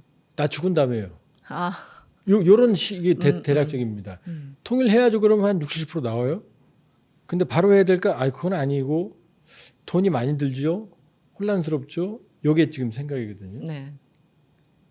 근데 이건 왜 그러냐면 우리가 인식을 어떻게 하냐면 우리가 휴전 상태지만 전쟁한다고 생각 안 하고 있거든요. 평화의 착시에 빠져 있거든요. 왜? 너무 오랫동안 전쟁이 안 일어났으니까. 착실한 표현이 정말 정확한 것 그렇죠. 같아요. 네. 또 하나는 뭐냐면 만일에 태어났을 때 한쪽 눈이 안 보이는 사람이 있다 그러면 그 사람한테 세계는 애꾸눈의 세계죠. 이게 정상입니다. 네네. 왜? 두 눈으로 본 적이 없으니까. 그러니까 두 눈으로 보는 거에 대한 그러니까 한쪽 눈이 정상이 아니구나라는 병식이 없으면 그 사람은 그걸 한쪽 눈으로 보는 세계를 알고 거기에 적응하고 살아갑니다. 그렇죠. 그것이 뭐 정상이고 뭐 그럼요. 자연스러운 현상들이고. 네. 뭐 아주 그 앞이 시력을 잃은 분들도 적응해서 힘들지만 살아가시거든요. 그럼 이게 지팡이 짚고 그 다니시잖아요. 아주 불편하지만 적응한 거거든요. 네네. 불편하지만. 네. 그러니까 우리는 불편에 적응해 있는 거예요. 무슨 얘기냐? 분단 체제가 정상이 아닌데 분단 체제에서 태어났잖아요. 우리 이 기자님도 분단체 태어났죠? 그렇죠. 저도 분단체 태어났어요. 한 번도 남북을 자유롭게 오가는 만주로 가는 그런 일을 해본 적이 없어요. 국경 열차하면 만주 가는 거 뭐 그냥 옛날에 드라마에서 나오는 드라마 듯한. 노스탈지아로만 아는 거죠. 네네. 그러니까 이 상태를 정상으로 알고 있다는 거죠. 그렇죠. 그러니까 불편함으로 인식 못하는 거예요. 너무 익숙해졌어요 이 상황이. 그걸 네. 병식이라고 그래요. 병에 대한 인식이 있어야 치료하는데 사람들이 많은 국민들이 이 상태를 정상으로 하는 거예요. 불편한 걸. 네. 해외 나가는데 당연히 배 타고 네. 당연히 비행기 타고 가야만 정상인 거죠. 그럼 이 분단체 그러니까 우리가 통일에 대한 여러 가지 어려움, 통일 비용, 독일 봤으니까 그것만 생각하는데 볼까요 일단? 네. 우리가 독일이 병력이 한 18만 되거든요. 모병제거든요. 근데 우리하고 비슷한 독일이. 네. 근데 우리 젊은이들은 항상 군대 가야 되잖아요. 저도 사실 그랬어요. 인생 설계할 때, 대학 다닐 때 빨리 병역 문제 해결하자. 그거 문제 해결했어요. 대학 들어가자마자. 그러니까 우리 많은 젊은이들한테 젊음의 이 관문은 병역 문제예요. 그 젊은 시기에 1년, 2년, 과거에 3년이었어요. 36개월. 더 된. 네네. 그 기간은 유보되는 시기예요. 그러니까 이 분단 체제의 안보를 지키기 위해서 어쩔 수 없이 가야죠. 신성한 국방의 의무 그러잖아요. 그러나 남들은 미국은, 영국은, 프랑스는 그 시기에 자기 꿈을 키우거든요. 그렇죠. 네. 그걸 비용을 한번 계산해 봤어요? 비용으로 계산이 천문학적인 안 됩니다. 비용이거든요. 네. 네. 군대에서는 사람들을 천재로 만들지는 않거든요. 왜? 일률적인 병역 문화가 있잖아요. 병역 문화가 좋은 것도 있고 나쁜 것도 있어요. 병영 사회화가. 그다음 우리가 지금 유럽이 아까 제가 말씀드렸죠. 우리가 주력 탱크가 2,300대 된다고 최대. 유럽은 네 나라 합쳐도 1,000대인데 이게 지금은 자랑이지만 장기간 천문학적인 돈을 거기다 부어놓은 거예요. 군사 비용이 엄청나게 그럼요. 나가고 있죠. 네, 네. 자, 우리 젊은이들의 눈물겨운 헌신과 희생 당연한 게 아니에요. 다른 나라들은 이렇게 안 해요. 우리는 어쩔 수 없이 하는 거지. 그다음에 천문학적인 국방비. 그다음에 또 볼까요? 지금 우리가 서울을 중심으로 남쪽의 그림을 한번 그려보시고 네. 서울을 중심으로 북쪽으로 그림을 그려보세요. 네. 경치가 같아요? 완전 다르죠. 완전 온도도 다르죠. 다르고. 남쪽으로 가면 끝없는 아파트들이 있는데 북쪽으로 가면 조그만 아파트 지나면 뭐가 나와요? 이제 축사 나오고 가수원 나오고 조그만 간의 수공업 나오고 네. 더 가면은 이제 군사분계선이거든요. 그러니까 국토를 효율적으로 쓰지 못해요. 소위 말하는 균형 발전 안 되고 균형 발전이 있는. 안 되는 네. 거죠. 안 되는 거예요. 그리고 지금 2천만이 북한의 거의 단거리 미사일이나 포병 사고 내에 살고 있어요. 지금 더 가볼까요? 냉전 문화, 우리 극단적인 이념 갈등, 사회적 비용이 엄청나죠. 상상을 네. 초월하죠. 네. 상상을. 2010년 기준으로 그 당시 모 기관의 통계에 의하면 그 당시 1년 국가 재정에 했어요. 사회 갈등 비용이. OECD 갈등 지수가 세계 최고예요. 조금 더 가볼까요? 저를 만나는 외국인 친구들은 우리 너무 부러워합니다. 왜요? 대한민국, 캐대연의 나라, 음. 반도체의 나라, 한강의 기적의 나라, 문화. 뭔가 매력적인 너무나 나라죠. 매력적. 네. 제가 소련으로 유학 91년에 갔는데 그때 이미 소련 사람들이 한국을 굉장히 부러워하더라고요. 90년대 초반에요. 88 올림픽 영향. 아, 영향이 있었구나. 그러니까 네. 지금은 전 세계에서 한국은 우리가 옛날에 외국 가는 거 뭐 뉴욕, 파리 가는 것이 그 정도거든. 알잖아요. 예전에 뉴욕에서 살고 싶어가 요즘은 서울에서 한번 살고 싶어 이런 느낌으로 변화된 것 같아요. 저 네. 지난 주말에도 제가 삼청동 갔다 왔거든요. 난리예요. 국립중앙박물관에 외국인이 더 많대요. 그래서 자, 근데 네. 여기도 여기 중요해요. 네. 그런데 분단 체제 때문에. 네. 근데 왜 우리가 애를 안 낳을까요? OECD 최저 출산율. 결혼하면 이혼율 최고. 자살률 최고. OECD 기준으로. 이게 다 타의 추종을 불허하는 이유예요. 1위, 2위 격차가 금방 뒤집히는 게 아니라 2위가 못 따라와요. 그다음에 청년, 노인 우울증도 거의 최고. 네. 이게 이해가 됩니까? 세계 최고의 매력적인 나라인데 왜 사람들은 결혼하면 애를 안 낳고 하면 이혼하고 왜 자살하고 우울증이고 사회 갈등을 왜 높을까요? 딱 하나 있죠. 네. 다른 나라가 가지고 있지 않은 분단이죠. 분단이라는 거대한 불안과 우울이 사실은 이런 데로 튀어나오는 거죠. 직접적인 연결은 좀 힘들겠지만 어쨌든 이제 우리가 성장을 하지 않으면 혹은 미래가 있다고 꿈꾸지 않으면 사람들이 우울해지고 자살 충동을 느끼고 이런 건 굉장히 자연스러운 거지 않습니까? 지금 저출산율, 뭐 노인 빈곤율, 그리고 자살률 이런 거 보면은 사실은 미래가 없다라는 거에 이제 거대한 지표인 것 같은데 사실은 이제 그 구조적인 문제가 분단에서부터 시작됐을 수 있다라는 얘기를 하시는 것 같고요. 그러니까 성장 문제로 좀 가보겠습니다. 어쨌든 지정학적 그 구조로 인해서 남북 간이 이렇게 대치돼 있고 갈라져 있고 그런데 남한이 그러니까 대한민국이 성장하기 위해서는 이 구조를 끝내야 되잖아요. 끝내야죠. 영토적으로 확장해야 되고 예. 인구도 더 많아져야 되고 자원도 뭐 그렇고 그래서 이게 뭐 같은 민족이니까 당연히 통일해야 돼 이런 과거의 어떤 그 단순한 그런 로직보다는 우리의 성장을 위해서라도 남북 관계가 굉장히 개선되고 장기적으로 통일돼야 된다라는 주장들이 있는데 거기에 대해서 동의를 하시는 거죠? 일단 아주 단순하게 생각을 네. 하면요. 만일에 통일이 된다면 적어도 MDL 군사분계선이 사실상 사라진다면 그렇죠. 네. 독일이 통일됐을 때 독일은 서독이 인구가 동독의 3분의 1 넘어요. 3분의 1? 예, 그러니까 동독이 3분의 1, 4분의 1 사이밖에 인구가 안 돼요. 아, 네. 예, 우린 절반이죠. 그러니까 우리 생각하면 뭐냐면은 독일 통일되고 나서 약 10년간은 독일을 유럽의 병자라고 그랬어요. 네. 어마어마한 돈이 들어가니까. 근데 지금은요. 유럽의 제일 강한 나라가 독일이잖아요. 그러니까 통일의 미래를 그렇게 보면 되는 거예요. 독일을 봐라. 그럼요. 일단 보세요. 독일은 유럽의 전 유럽을 갈 수 있는 그런 지정학적 요건에 있죠. 동독은 부분이었거든요. 근데 우리는요. 우린 대륙에 붙어 있는데 대륙을 육로로 못 가잖아요. 일단 섬이잖아요. 지금. 섬이죠. 네. 지금 중국으로 아직도 중국이 가장 큰 교역 대상국인데 중국은 100% 배로 가잖아요. 비행기로 가잖아요. 그죠? 그럼 일단 우리의 교통 물리망이 절름발인 거예요. 사실은.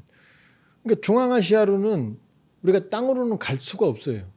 배로도 못 가요. 네. 그러니까 북한이 막혔기 때문에 모든 게 안 되는 당연하죠. 상황. 네. 인적 교류부터 그럼요. 물류까지. 세계 유일의 횡단철도 네. TSR 11횡단철도를 우리가 통일만 되면 낮은 하산 연결돼 있거든요. 그렇죠. 네. 그걸 연결하면 유럽까지 갈 수 있어요. 물론 배의 물동량에 비하면 비교가 안 되지만 육상의 물동망 그 망을 이용하면 동북 삼성, 그다음에 TSR, 중앙아시아까지 다 연결이 되는 거예요. 첫 번째. 두 네. 번째, 국토 효율적 이용 말씀드렸잖아요.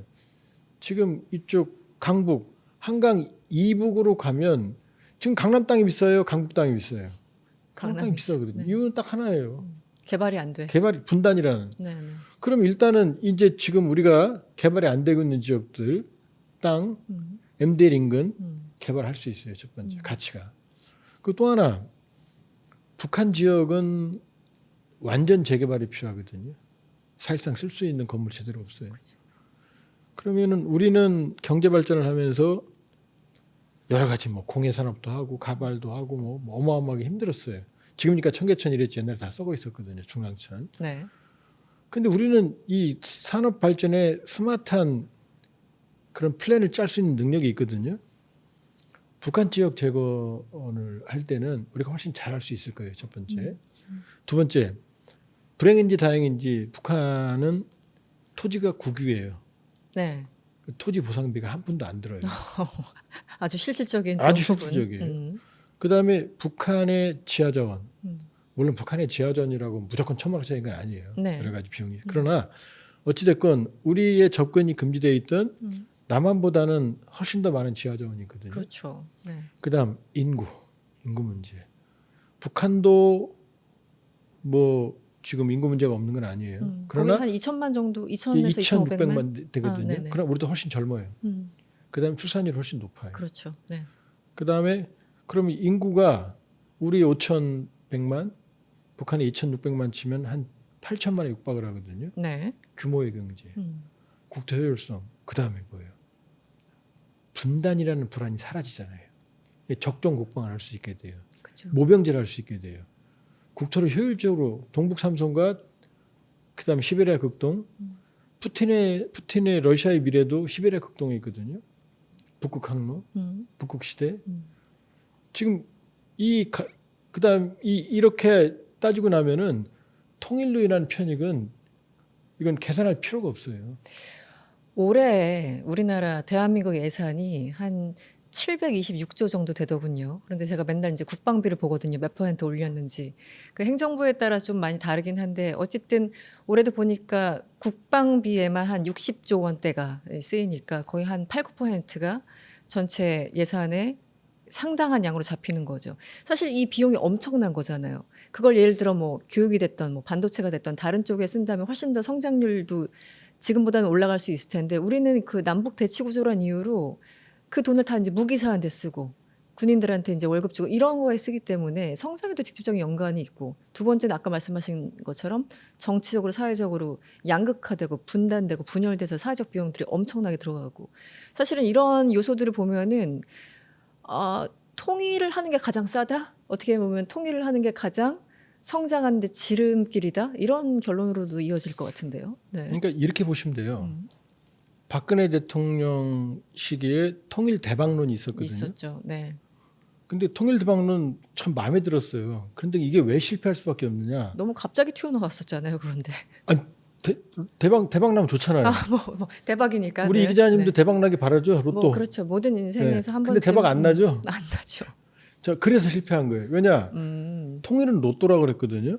맞아요. 근데 사람들은 로또 복권에 당첨된 걸 기대하고 살지는 않잖아요. 희박하니까. 되면 좋은 거지. 그러나 아무도 안 되죠. 보면.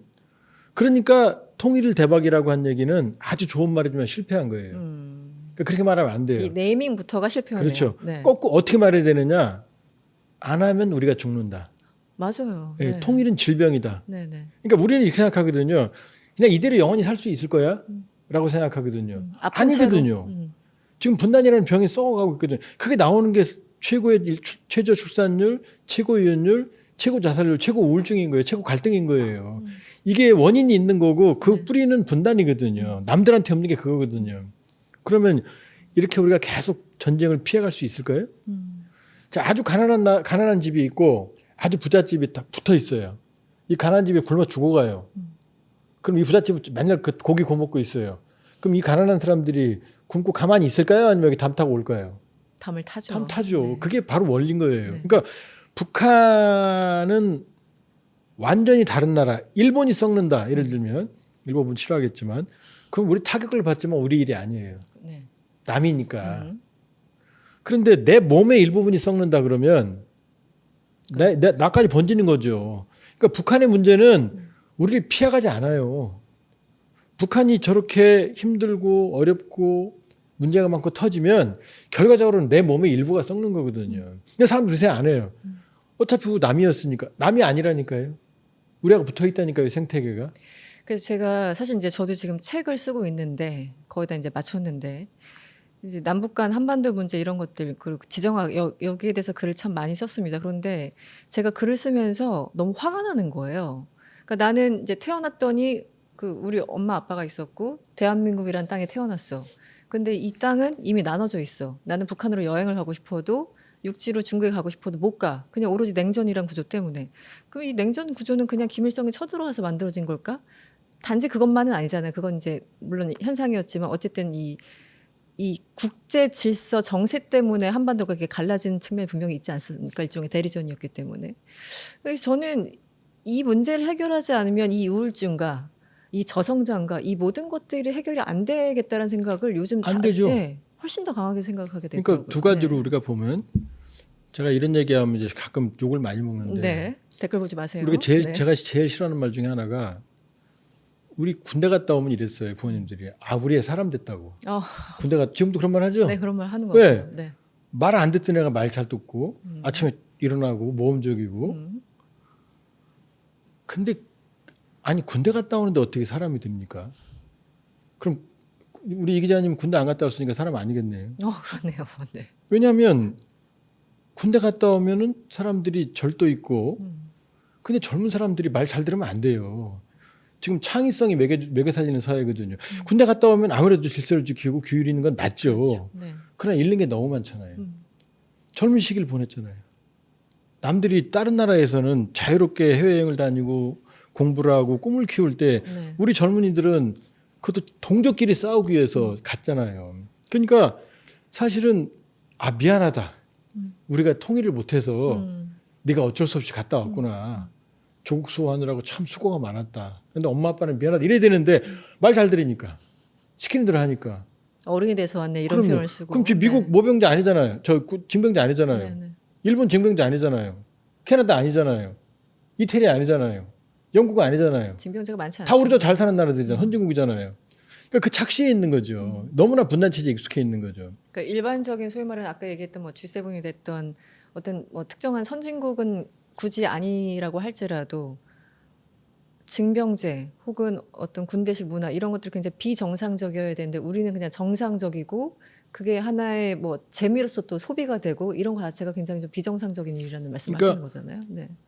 사실은 모병제가 답이죠. 모병제 가고 군에 적성이 있는 분들은 가서 열심히 국방에 네. 힘을 다하고 나머지 사람들은 열심히 돈 벌어서 세금 더 많이 내고 더 좋은 무기 사주고 더 좋은 옷 입히고 대우도 잘해주고 이게 정상인데 우리는 징병제가 정상인 걸로 알고 살아가잖아요. 분단체제. 그러니까 우리는 분단체제 너무 익숙해 있다 이런 거고 또 하나 좀 긍정적인 말씀 드리면 네. 분단체제는 조금 역설적으로 하나의 기회가 될 수 있어요. 다른 나라에는 없는 기회잖아요. 네. 분단의 해소는 독일 사례도 봤듯이 거대한 회오리가 일 거예요. 혼돈도 있을 거고 돈도 많이 들어갈 거예요. 네. 갈등도 있을 거고 그러나 약 10여 년의 과정을 거쳐서 거대한 독일이 탄생했고 지금 유럽에서 독일이 G5 안에 들어가는 건 독일이 유일하거든요. 네. 바로 그런 탄생할 수 있거든요. 그러니까 훨씬 더 건강하고 균형 있는 국토 발전, 대륙의 정체성을. 그리고 저는 제일 싫어하는 게 이 대륙과 해양을 연결하는 브릿지라는 개념이거든요. 네. 옛날엔 그럴 수 있었어요. 힘이 없으면 브릿지예요. 다리는 아무것도 안 남아요. 그냥 건너가는 겁니다. 그러니까 교란국가, 가교국가는 좋은 개념이 아니에요. 힘이 있으면 바로 허브 국가가 되는 거예요. 아, 그렇죠. 네. 그러니까 대륙의 원천과 해양의 원천이 여기서 모이는 거예요. 여기서 모이는 거예요. 그러니까 지금 우리는 절반만 가지고도 5천 년 역사에서 가장 강대한 시대를 살고 있거든요. 뭐 광개토대왕, 뭐 세종대왕 그때 아니에요. 지금이에요. 지금 세계 10위 경제력, 네. 세계 5위 국방력, 세계 최고의 문화력, 세계 최고의 민주주의 탄력성. 이런 얘기는 뭐 일부 반대하시는데 아니에요. 미국의 노벨 평화상 수상한 사람도 작년에 그랬어요. 한국은 민주주의와 경제의 최고의 모범국이다. 산업화와 민주주의 최고. 그렇죠. 네. 그런데 애 안 나는 건 참 걱정이다. 그 한마디에 모든 게 다 담겨 있는 다 것 들어있는 같아요. 거죠. 네, 네. 왜 애를 그래서 안 낳느냐는 네. 거죠. 항상 또 우리나라 역사를 보면 슬픈 게 우리가 뭔가 주체적으로 해결할 수 있는 힘이 있었던 때는 굉장히 드물었던 것 같고, 그렇죠. 뭔가 이렇게 피해 의식이 솔직히 있어요. 역사를 들여다보면 지금 이제 남북 간의 대치 상황이고 이게 우리가 그냥 주체가 돼서 남과 북이 만나서 해결하면 야 우리 통일하자 악수하면 끝날 것 같은데 사실은 국제정치 논리상 그게 아니잖아요. 일단 북미 정상회담이 중요하고 북미 간에 뭔가가 풀려야지 또 남북 간에 풀리고 이런 선순환 구조가 생기는 건 우리가 또 인정을 해야 될 것 같습니다. 그래서 지금 전 다시 한번 바라보는 게 트럼프인데 제가 트럼프 대통령에 대해서 100%안 좋아해요. 그런데 딱 하나 좋은 점이 있다면 어쨌든 북한이라는 나라와 대화를 시도했다라는 점, 그 한 가지만 제가 좀 평가를 하는데 이번에도 작년에 경주에 올 때도 김정은한테 거의 집요하다 싶을 정도로 만나자고 했었잖아요. 제가 그때 느꼈던 건 아니 2019년에 어쨌든 김정은 뒤통수 때린 게 트럼프 아니었나? 지금 와서 또 왜 만나자고 하는 거지? 그때와 지금은 뭐 다른 생각을 하고 있어? 문제를 해결할 의지가 있는 건가? 여러 가지 의문들이 들더라고요. 어떻게 보세요? 트럼프 대통령은 대통령 되기 전에 세 가지 분쟁을 끝낸다고 그랬습니다. 우크라이나 전쟁은 24 hours, 24시간 안에 끝낸다. 그랬죠. 그다음에 이스라엘 하마스는 항구적인 해법을 찾겠다. 이 중요합니다. 항구적인. 그다음에 김정은은 러브레터 그랬어요. 이게 24 hours, 항구적인 해법, 러브레터 이 세 가지가 트럼프의 각각 상이한 해법이에요. 24 hours는 뭐냐? 그 복잡한 전쟁을 하루아침에 어떻게 끝내요? 내 전쟁 아니고 어느 놈이 이기든 상관없어. 빨리만 끝낼 거야. 이거였고요. 항구적인 해법, 중동은 뭐냐? 이란을 중심으로 하는 시아파의 축, 반미 반이스라엘 축을 완전히 제거하겠다는 거예요. 그러니까 지금 이란 두들겨 패는 겁니다. 지난 6월에 공습한 그렇죠. 것도 그런 맥락에서. 그러니까 김정은 러브레터. 누가 봐도 김정은을 러브레터 보낼 만한 대상이 아니죠. 그렇게 매력 없죠. 네. 그건 뭐냐? 만나서 서로 프렌드십을 형성하겠다 이거예요. 옳고 그름을 떠나서. 그러니까 북한 문제는 어느 쪽이든 트럼프가 원하는 방식으로 풀겠다는 겁니다. 이 셋 중에서 궁극적인 해법이 제일 어려운 것 중에 하나가 사실은 북한이에요. 그렇죠. 네, 왜냐? 북한은 사실상의 핵 무기를 가지고 있는 사실상의 핵 보유국. 핵 보유국은 이제 국제법적인 용어인데 사실상의 핵 능력 국가라고 그러거든요. 근데 비핵화를 하라고 그러는데 북한은 비핵화할 생각이 없거든요. 그러니까 트럼프 대통령 일기 때는 북한 문제를 트럼프 대통령이 매달렸지만 사실은 그 트럼프 대통령의 해법을 가만히 보면은 정밀하지가 않아요. 완전히 해결하는 게 없어요. 인도 파키스탄 했지만 아직 갈등 그대로 있고, 태국 캄보디아 했지만 또 붙었고 아직도 해결 안 됐고. 그렇게 보면은 트럼프 대통령의 방식은 문제가 해결된 것처럼 보이게 만드는 거지 해결된 게 중요한 게 아니에요. 그렇죠. 네. 그러니까 트럼프는 자기의 정치적 이해관계만 확보하면 나머지는 관심이 없어요. 중국만 제외한다면. 중국은 근본적인 위협으로 생각하니까 네. 중국에 대해서는 어떻게든 중국의 억지를 부상한다. 그 목표는 변함이 없습니다. 그러나 나머지 문제는 트럼프 대통령이 중요한 게 아니에요. 갈등을 해소하는 문제를 해결했다라고 하는 완전히 해결은 안 됐더라도 자기 임기 중에는 해결했다라는 성과가 중요한 거거든요. 그러니까 트럼프 대통령이 김정은 만날 때 싱가포르 2018년 6월, 네. 2019년 6월 둘 다 뭐예요? 본인이 국내 정치적으로 위기에 처했을 때 만났거든요. 전세의 시선을. 그래서 그랬잖아요. 그때 기억나세요? 그때 이 김정은 만나는 한쪽 화면, 한쪽은 트럼프한테 불리한 트럼프의 변호사의 그 미국 의회 증언. 이 화면을 분할해서 CNN이 보여줬거든요. 지금 말씀하시는 건 2019년 하노이 정상회담 당시인데 예. 그때 워싱턴 하원에서 청문회를 하고 하고 있었죠. 있었죠. 마이클 코엔이라고 한때 트럼프의 변호사였다가 정적으로 바뀐 사람이 의회 가서 증언하는 거를 하노이에서 보고 있느라고 잠을 못 잤다는 거 아닙니까 그때? 네. 그러니까 저도 보면서 그 두 개 화면이 왜 화면이 나눠져 있냐 이거죠. 우리 입장에서는. 그러니까 이번에도 트럼프 대통령은 이제 러우 전쟁은 끝날 겁니다. 어떻게든. 그 다음에 중동도 거의 끝나가고 있어요. 뭐 억지로 끝냈죠 네. 지금. 트럼프 대통령 입장에서 완전히 해결된 건 아니죠. 트럼프 대통령 입장에서 김정은 문제만 어떤 형식으로든 봉합하는 모습을 보이면 이게 트리플 크라운이거든요. 그러면 이게 어디로 가느냐? 그토록 원하는 노벨 평화상으로 갑니다. 그러니까 네. 트럼프 대통령은 이미 알 거예요. 북한 문제를 완전히 해결하기 어렵다는 걸. 그러니까 해결하는 것처럼 성과를 만들려는 목표는 변함이 없다. 그러니까 미국의 NSS 안보전략수, 국방전략서에 비핵화가 빠졌고 북한의 우선순위가 뒤로 밀렸어요. 이란부터 다 밀렸거든요. 그렇게 보면 트럼프 대통령은 지구상에서 아무도 관심이 없는 김정은에 대해서 누구보다 관심이 있는 사람은 분명하다. 그리고 문제를 해결하려고 할 거다. 그러나 완전히 해결은 못할 거고 해결하는 여러 가지 시도는 할 거다. 그리고 그거 자체는 한반도에 나쁘지 않다 이렇게 볼 수 있죠. 저는 트럼프 대통령 볼 때마다 느끼는 게 이분이 굉장히 막 심오하거나 이런 스타일은 아니잖아요. 뭐 역사적으로 어떤 뭐 배경을 생각하거나 그런 것이 아니라 지금 단기적으로 일을 빨리빨리 해결해가지고 내 SNS에 빨리 글을 올려야 되는 분이지 않습니까? 그래서 사실은 한반도가 어떻게 나눠졌는지 왜 분단이 됐는지에 대해서도 사실은 잘 모르거나 관심이 없을 거라고 생각을 해요. 그리고 지금 사실상 관심 있는 건 비핵화 이런 것도 잘 모르겠고 거기 부동산 개발 왜냐면 거기 좋은 땅 있다 콘도 지어야 된다는 얘기를 누차 공개적으로 얘기를 했고 이제 궁극적으로 이 모든 크레딧을 싸서 이제 노벨 평화상으로 가는 길로 지금 연결시키려고 하는 것 같은데 사실 한반도의 어떤 역사나 구조적인 문제 비핵화 여기에 대해서는 별로 관심 없는 거 아닌가요? 트럼프가? 트럼프 대통령이 일단 핵 문제 전문가가 아니고요. 네. 핵 문제의 복합성을 모르고 그렇기 때문에 일기 때 3번이나 김정은을 만났죠. 싱가포르, 하노이, 판문점. 판문점까지. 그러나 아무런 진전이 없었어요. 없었죠. 그리고 그 이후 바이든 또 트럼프 행정부 2기 현재까지 아무런 접촉도 없어요. 그렇기 때문에 트럼프 대통령은 문제를 완전히 해결하는 것보다 본인이 문제를 해결했다라는 효과를 정치적 효과를 원하고 있다 지금. 그렇죠. 네. 그 정도로 헤드라인. 네. 판단하고 있다 이렇게 볼 수가 있고 문제는 이제 우리죠. 우리가 그 과정을 어떻게 활용하느냐라는 거거든요. 이렇게 보면 힘들구나라고 할 수가 있어요. 근데 꼭 그렇게 볼 만한 건 아니다.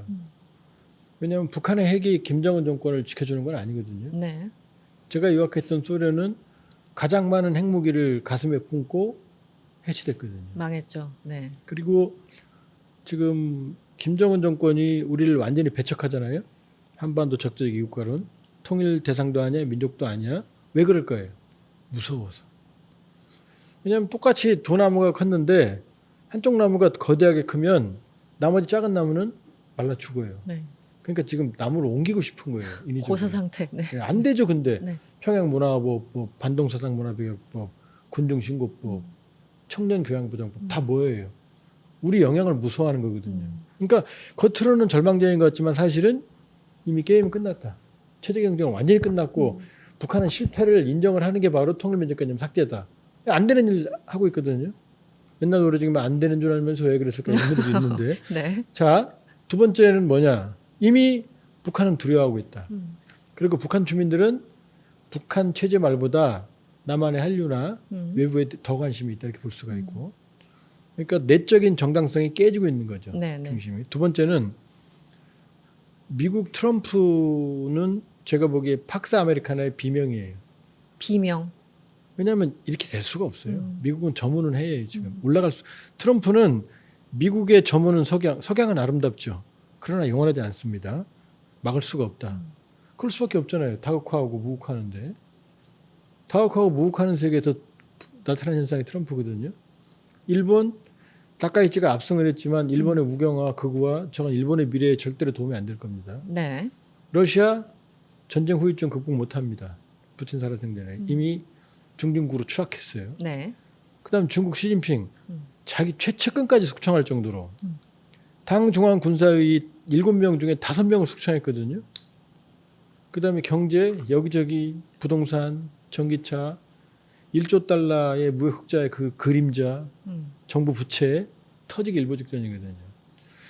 자, 한반도 조선반도 한반도의 열강들이 강했을 때 우리는 항상 코피 터졌거든요. 지금은 아니잖아요. 반면에 우리는 어떻게 했어요? 세계가 주목하는 네. 글로벌 국가로 지금 떠올랐잖아요. 남북한 체제 경쟁이 끝났어요. 그러면 우리가 우리 문제를 해결할 수 있는 동력이 역사상 가장 강한 때예요. 좌절할 수가 없어요. 좌절할 필요가 없어요. 가장 큰 문제는 뭐냐? 우리 안에 있어요. 우리 안에가 너무나 분열돼 있다는 내부 거죠. 갈등. 분열. 네. 네. 그러니까 우리는 지금 밖을 볼 게 아니라 우리가 얼마나 컸는지에 대한 첫째 자부심, 자신감.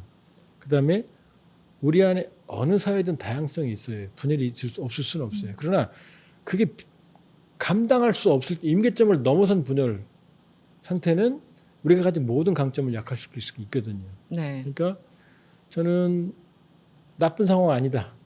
나쁜 상황이다. 우리가 가진 어쨌든 강점을. 네. 트럼프가 지금 북한과 대화를 하려고 하는 것을 최대한 그게 뭐 운전석이든 조수석이든 가릴 거 없이 최대한 좀 주도적으로 한국이 역할을 해야 된다 이런 말씀을 하시는 거죠. 네, 네. 일단은 우리를 안 만나겠다니까 당신이라도 만나세요. 문제를 풀어 나가시오. 네, 네. 결과적으로는 트럼프 대통령을 김정은이 아무리 만나도 우리 손을 잡지 않으면 미래가 없어요. 왜냐? 트럼프 대통령은 돈을 주지는 않거든요. 그렇죠. 돈은 합의하지만 한국이 줄 거야. 우리 보고 주라고 그러거든요. 네, 네. 그럼 이래요. 우리가 돈을 왜 내? 그건 평화 비용이에요. 평화 비용이고 헌법상 우리 땅에 대한 투자예요. 그리고 그 투자는 결과적으로 몇 배 이익으로 온다. 동서독을 봐라. 그러면 좀 더 자신감을 갖고 인내심을 가진다고 그러면은 저는 나쁜 상황 아니다.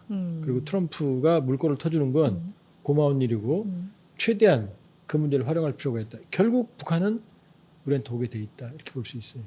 뭐 트럼프가 뭐 한반도에 대해서 엄청난 지식을 갖고 있거나 뭐 어떤 관심이 있다기보다는 지금 굉장히 성과주의잖아요. 뭐 하나 헤드라인을 잡기를 원하는 그런 캐릭터니까. 그래서 한반도 문제도 어쨌든 그렇게 접근하고 있는데 어찌됐든 트럼프는 북한과 대화하려고 하는 정말 이례적인 대통령이고 이례적인 미국 대통령이고 우리는 최대한 이걸 활용해야 된다. 이 말씀을 좀 해주셨고 저는 재밌었던 게 한 2년 전이었습니까? 그러니까 2023년 말에 김정은이 적대적인 두 국가론을 이제 내세우지 않습니까? 그 이후에 뭐 김여정도 나와가지고 제발 서로 신경 좀 쓰지 말자, 상종도 하고 싶지 않다, 뭐 이런 얘기를 이제 남매가 줄줄이 공개적인 자리에서도 많이 했더군요. 그리고 지난해 9월에 중앙위원회였습니까? 그때 이제 김정은이 여러 가지 얘기를 했는데 어쨌든 한국과는 얼굴도 뭐 마주하지 않겠다. 하지만 트럼프 대통령과는 좋은 추억이 기억을 있다고 했다. 그랬죠. 추억이 네. 있다. 좋은 네. 추억이다. 이렇게 표현했지 않습니까? 여기 노골적으로 소위 말하는 못 통미분남하고 만날 있는 이유가 건데. 없다 그랬어요. 네? 못 만날 못 이유가 만날 없다. 이유가 없다. 그렇죠. 정확한 워딩이 네. 좋은 추억. 못 만날 이유가 없다. 그래서 굉장히 우리 입장에서 불쾌한 그런 발언들이었는데 이번 달 그 노동당 대회를 한다고 하죠. 북한이 어떤 메시지를 다시 내놓을까요? 똑같이 나올 거예요. 똑같이. 한국은 이제 철두철미 주적이고 통일도 아니고 민족 개념도 아니다. 말이 돼요? 지금 가족한테 가서 우리 가족 아니고 이제 남남이야. 남남이야. 그건 남남이 되나요? 그게 쉽지 그 않죠. 말은 네. 할아버지, 아버지, 김일성, 김정일 부정하는 말이거든요. 딜레마예요. 그렇죠. 정통성. 그렇게 한다고 되지 않는다. 오히려 북한 주민들이 황당해한다. 속으로 그럴 거예요. 저 왜 네. 저러지? 그럴 거예요. 북한 주민들 사람이에요. 평생 김일성, 김정일 시기에 통일은 우리의 숙명이고 우리 옛날에 남북관계 좋을 때 북한 가서 북한 친구들이랑 술 먹으면 우리가 좀 겁났어요. 왜냐하면 술 먹으면 눈 부라리면서 우리의 소원은 통일이야 그러면 우리가 좀 쫄았어요. 왜냐 정말 느껴졌거든요. 왜냐 더 강했어요. 그 욕구가 네, 모든 걸 통일로 집약시켜 왔거든요. 아. 통일. 근데 오늘 갑자기 통일 안 한대. 그때 사실 그랬거든요. 이거 일본 말이지만 많이 쓰니까 북한 애들이 입장이 우리가 돈이 없지 가오가 없어 이런 주장이었거든요. 그렇죠. 근데 지금은요. 돈도 없고 가오도 없는 거잖아요. 돈도 없는데 통일도 안 해, 민족도 하냐? 무너지는 거죠. 안 되는 거죠. 김정은 정권은 그렇게 할 거다. 또 할 거다. 이미 뱉어놨으니까. 네. 그건 몰락의 길로 가는 거예요. 그러니까 우리 일각에서 뭐 북한이 이국과라는 동조한다? 그건 절대 안 돼. 그건 우리 헌법상 의무, 또 헌법상 규정, 민족 정서도 안 되는 거고. 물론 당분간은 북한의 입장이 그러니 참고 넘어갈 수는 있지만 동조해서는 안 된다. 이미 북한은 이미 몰락의 길을 걷고 있다. 그 점에서는. 네네. 그다음 두 번째 미국한테는 만나야 되니까요. 왜? 지금 미국 말고는 답이 없어요. 그렇죠. 북중 관계 최악이에요. 북러 밀착했지만 언제 도움이 깨질지 없어요. 모르니까. 루브라 결제예요. 루브라 네네. 어디다 써요? 아. 젊은이들만 목숨만. 그러니까 김정은 정권이 저렇게 버티지만 머릿속에는 가장 간절하게 미국을 만나려고 그래요. 그러니까 미국에 대해서는 아마 조건부 비핵화만 아니면 만날 수 있다라는 입장을 내세울 거다. 그러나 이번 9차 당대회는 소문난잔치에 먹을 거 없는 이전과 똑같은 제재 때문에 자력갱생. 그다음에 국방력 강화한다. 되겠어요? 돈만 쓰는. 그다음에 신냉전 외교. 네. 러시아와 강화한다. 남북 관계는 이제 안 한다. 특수 관계는. 이게 아마 흐름으로 갈 거거든요. 그다음에 미국에 대해서는 조건부 대화론.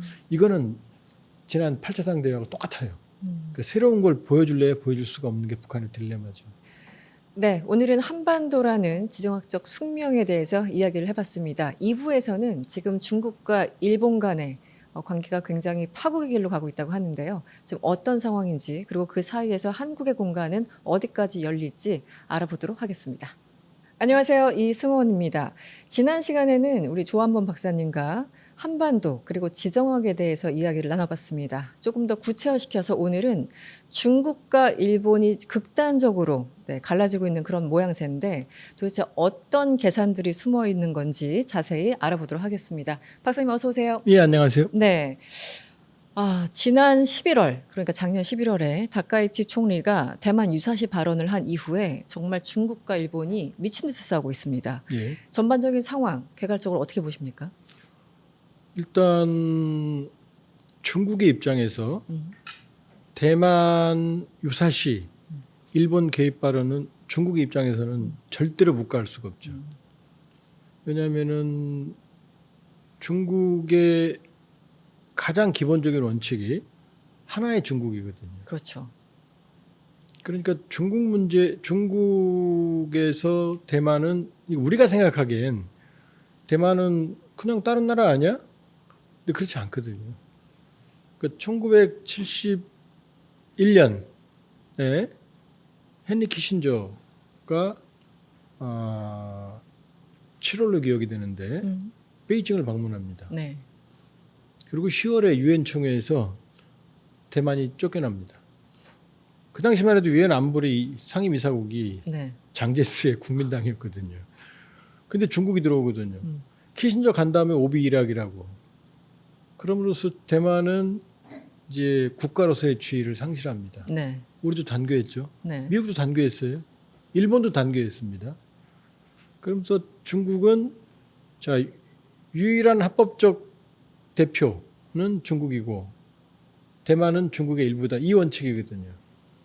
그런데 다카이치 총리가 대만 유사시 대만에 개입하겠다라고 얘기를 해버렸으니 이런 얘기는 미국도 잘 안 하는 얘기예요. 그렇죠. 네, 하나의 중국 원칙은 코트는 하나의 중국 존중한다.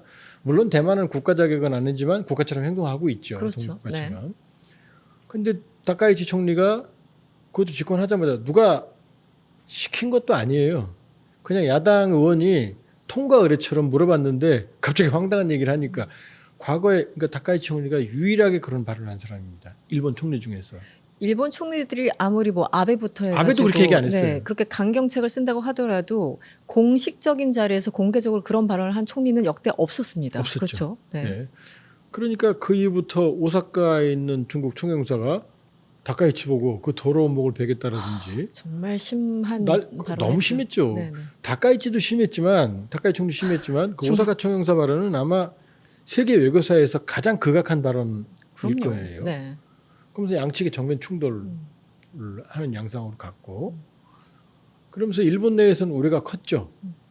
컸는데 중요한 건 다카이치 총리가 일본 총선 직전에 그 말을 거둔 게 아니라 조금 내려가더니 한 번 더 했어요. 네. 총선 예, 앞두고. 대만에서 일본과 미국인들을 구하기 위해서 가야 된다라고 한 번 더 불질렀어요. 그러니까 처음에는 다카이치 총리가 정치적 경험이 미숙해서 말실수였거나 이렇게 생각을 했거든요. 네. 근데 지나고 보면 그게 아니었던 거죠. 음. 그러니까 의도적으로 다카이치 총리는 중국과의 전선에 앞장서고 있고, 음.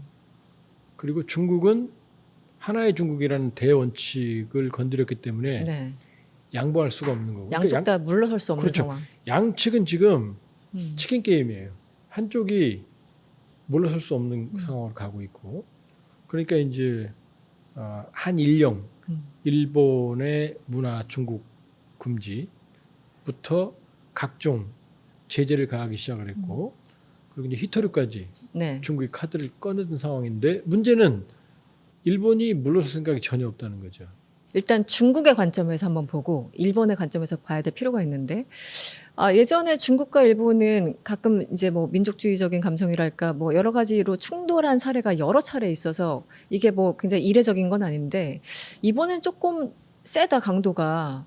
긴장감이 여느 때와는 다른데 이런 느낌이 있어요. 그 말씀하신 것처럼 완전히 레드라인인 대만을 건드렸기 때문이긴 한데, 일단 중국 먼저 볼까요? 최근에 이제 작년부터 뭐 시진핑 실각설 나오더니 그건 이제 말이 안 되는 걸로 끝났고, 전승절에서 나는 아직 건재하다, 시진핑이 자신의 어떤 존재감을 다시 한번 뿜뿜했었고, 그리고 최근에 또 인민해방군 2인자라고 하는 장유사 등등 해서 고위직들을 숙청해 버렸습니다. 전격적으로 숙청. 이런 내부적인 문제가 지금 대일 정책에도 영향을 미치고 있다고 봐야 됩니까? 어떻게 봐야 됩니까? 일단은 중국 내부의 문제는 둘째치고, 음. 하나의 중국 원칙에 대해서는 중국은 절대로 물러설 수가 없어요. 네, 네. 그러니까 일단은 중국 내부의 문제 때문에도 시진핑 주석이 물러설 수 없지만, 더 큰 원인은 다카이치 총리가 그동안 있어왔던 모든 암묵적인 금기를 깼다는 거예요. 그렇죠. 네. 그러니까 지금 중국으로서는 일본의 다카이치 총리, 그러니까 지금 다카이치 총리는 발언을 처리할 생각이 없다고 말했고, 여러 차례 기회가 있었는데 지금 처리할 수가 없어요. 중국 입장에서는 발언 철회가 없는 한 일본과의 관계 개선은 없다라는 입장이, 그러니까 둘 다 전략적 명확성으로 지금 충돌하고 있거든요. 그러니까요. 그러니까 네. 둘 다의 정체성인 거예요. 그러니까 다카이치 총리는 새로운 정체성을 만들어가고 있고, 일본 내에서 구심점으로. 네. 그 다음에 중국은 그동안 가지고 있어 왔던, 미국도 우리도 인정합니다. 하나의 중국. 이재명 대통령이 중국 가기 전에 하나의 중국 원칙 존중한다고 네, 그랬잖아요. 네. 그러니까 그 하나의 중국 원칙은 그 누구도 명시적으로 깰 수 없는 거거든요. 근데 다카이치 총리가 거기 도전하고 있거든요. 그러니까 양측이 물러설 수가 없는 거예요. 첫 번째. 양측 다 정체성의 문제다. 네. 그다음에 두 번째는 뭐냐면, 시진핑 총리 입장에서는 중국은 이제 보통 5년 두 번 하는 게 관례인데, 일반적으로 그렇죠. 2023년부터 4년임에 들어갔거든요. 장기 집권이에요. 4년임이 목표라고 그러지만 제가 보기엔 종신 집권일 거예요. 지금 푸틴처럼 가겠다는 거 아니에요? 4년임까지 가면 물러날 수 있는 기회가 없어요. 이제 영원히 갑니다. 근데 시 주석 입장에서는 지금 2027년까지 대만을 침공하겠다는 말은 한 번도 한 적이 없어요. 공시로 없었죠. 네. 전쟁 준비를 끝내라 이 얘기만 했어요. 그다음에 또 한마디는 대만을 통일하는데 무력 사용을 배제하지 않는다. 요 딱 두 마디예요. 그러니까 2027년까지 전쟁 준비해라.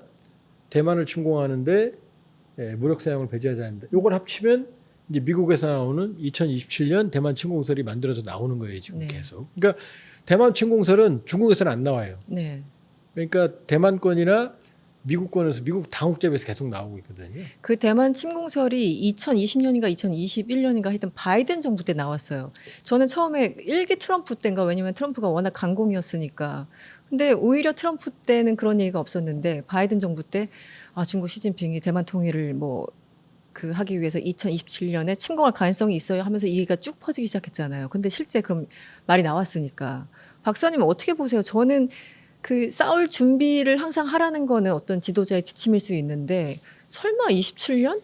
그건 너무한 거 아니야? 약간 이런 생각이 들거든요. 가능성을 어떻게 보세요? 27년이 나오는 이유가 뭐냐면 올해부터 중국도 5개년 계획이거든요. 네. 그럼 30년이 끝나요.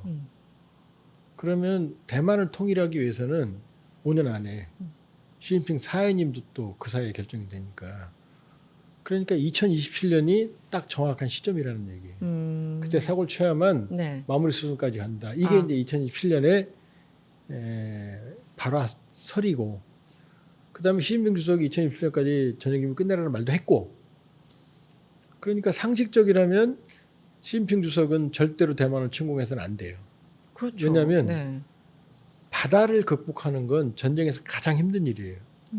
그러니까 히틀러가 노르망디, 물론 연합군도 노르망디 상륙작전을 위해서 어마어마하게 힘들었지만 거꾸로 히틀러는 전 유럽을 전광석화처럼 점령했지만 도보해협, 영불해협 가까운 데가 35km예요. 네. 지금 해저 터널 있죠? 그거를 건너질 못했어요. 그게 전쟁의 패인이에요. 왜? 바다를 건너려면 완벽한 제공권과 완벽한 제해권이 있어야 돼요. 그렇죠. 그게 네. 없었거든요.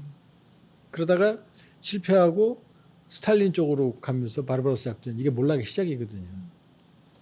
몽골 제국도 몽골도 대한해협을 못 건넜어요. 가미까지 뭐 신품 얘기하면서. 네, 네. 최강의 기병이었던. 네.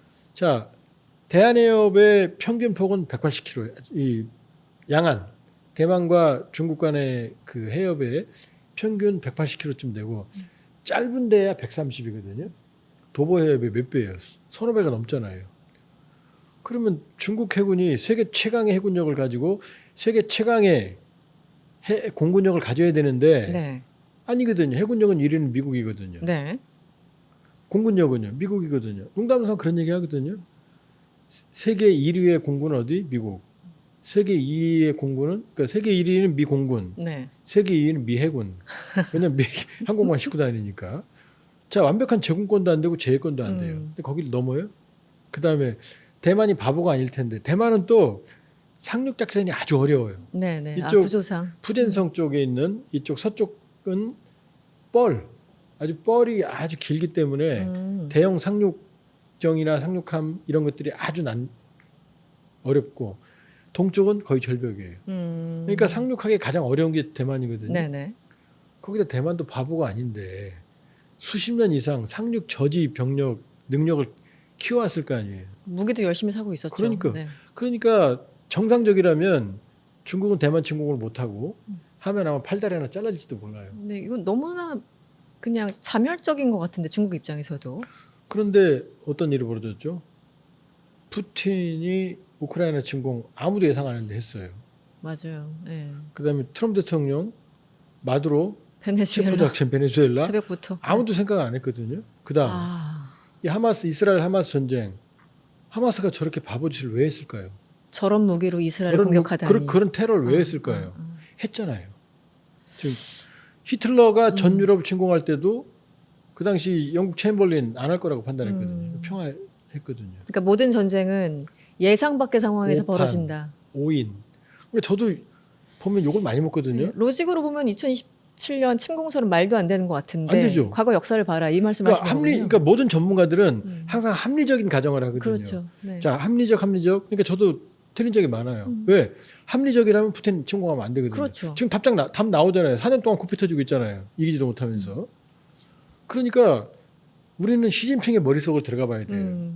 그러면 중국 전문가들 분들이 하는 얘기가 뭐냐면 항상 중국의 황제들의 머릿속을 들여다보라 그래요. 왜냐? 중국 통일이 꿈이거든요. 그렇죠. 시황제. 그다음에 거란, 수나라 다 고려한테 코피 터져서 멸망했죠. 그냥 가만히 있었으면 수나라는 제국이었거든요.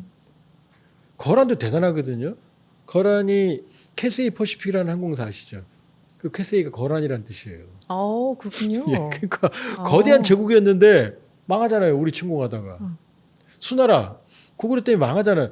수나라가 이 어마어마한 제국 중원을 통일했거든요. 네. 근데 고구려 때문에 망하잖아요. 그 하려다가 왜? 통일을 해야만 완성이 되는 거거든요. 그러니까 우리가 생각하면 로직상, 뭐 합리성, 그리고 뭐 지금 무기의 어떤 뭐 비중이랄까 이런 걸 보면은 절대 말이 안 되는 것 같은데, 근데 2022년에 푸틴이 침공했잖아. 근데 푸틴은 그 예전에 그 제국주의 시절을 그리워하는 그 향수로 가득한 사람이잖아요. 네. 그 사람 머릿속에는 네. 우리나라가 다른 거죠. 그러니까 시진핑이 영원한 시진핑의 제국, 시황제가 되기 위해서는 중국 대만을 침공하는 거, 그걸 마지막 중국 통일을 완성을 시켜야 되는 거죠. 왜?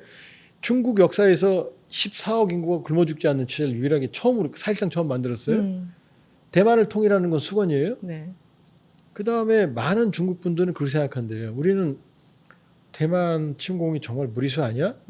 근데 의외로 많은 중국 분들은 그거 별일 아니다. 통일하는 거. 그렇게 보는 이런 생각을 거군요. 가지고 있다는 거예요. 그러면 시진핑의 머리 가서 시진핑의 영원한 제국을 생각한다면 침공할 수 있는 거죠. 충분히 정치적인 도박을 해볼 필요가 있겠네요. 그러니까 본인 입장에서는 우리가 보기에는 도박인데 본인은 합리적인 판단인 거죠. 그러니까 27년 전쟁 준비해라, 끝내라 라는 거죠. 그런 말이 나오는 거죠. 그러니까 모든 가능성을 다 열어놓고 봐야 된다. 이렇게 볼 수 있죠. 2022년에 재판이 될까 걱정되네요. 아니 이제 일반적으로 뭐 군사 무기도 그렇지만 이 여러 공식 문서나 이제 백서를 통해서 중국이 얘기를 하지 않습니까? 뭐 2020 몇 년까지는 뭐 샤오캉 사회를 만들고 35년까지 만들고 그러면서 이제 궁극적으로 중화인민공화국 만들어진 게 1949년이니까 2049년, 그러니까 100년이 되는 해에 이 나라를 세계 최고의 국가를 만들겠어라는 플랜을 쭉 제시를 했다는 얘기죠. 근데 중간에 전쟁이라고? 그래서 저는 계속 이제 이게 걸리는 거예요. 아이 설마 이런 것들인데 그럼에도 불구하고 아닐 수 있다. 모든 가능성을 열어놔라. 일단 대만은 중국 통일이란 명분이 있으니까. 있지만 네네.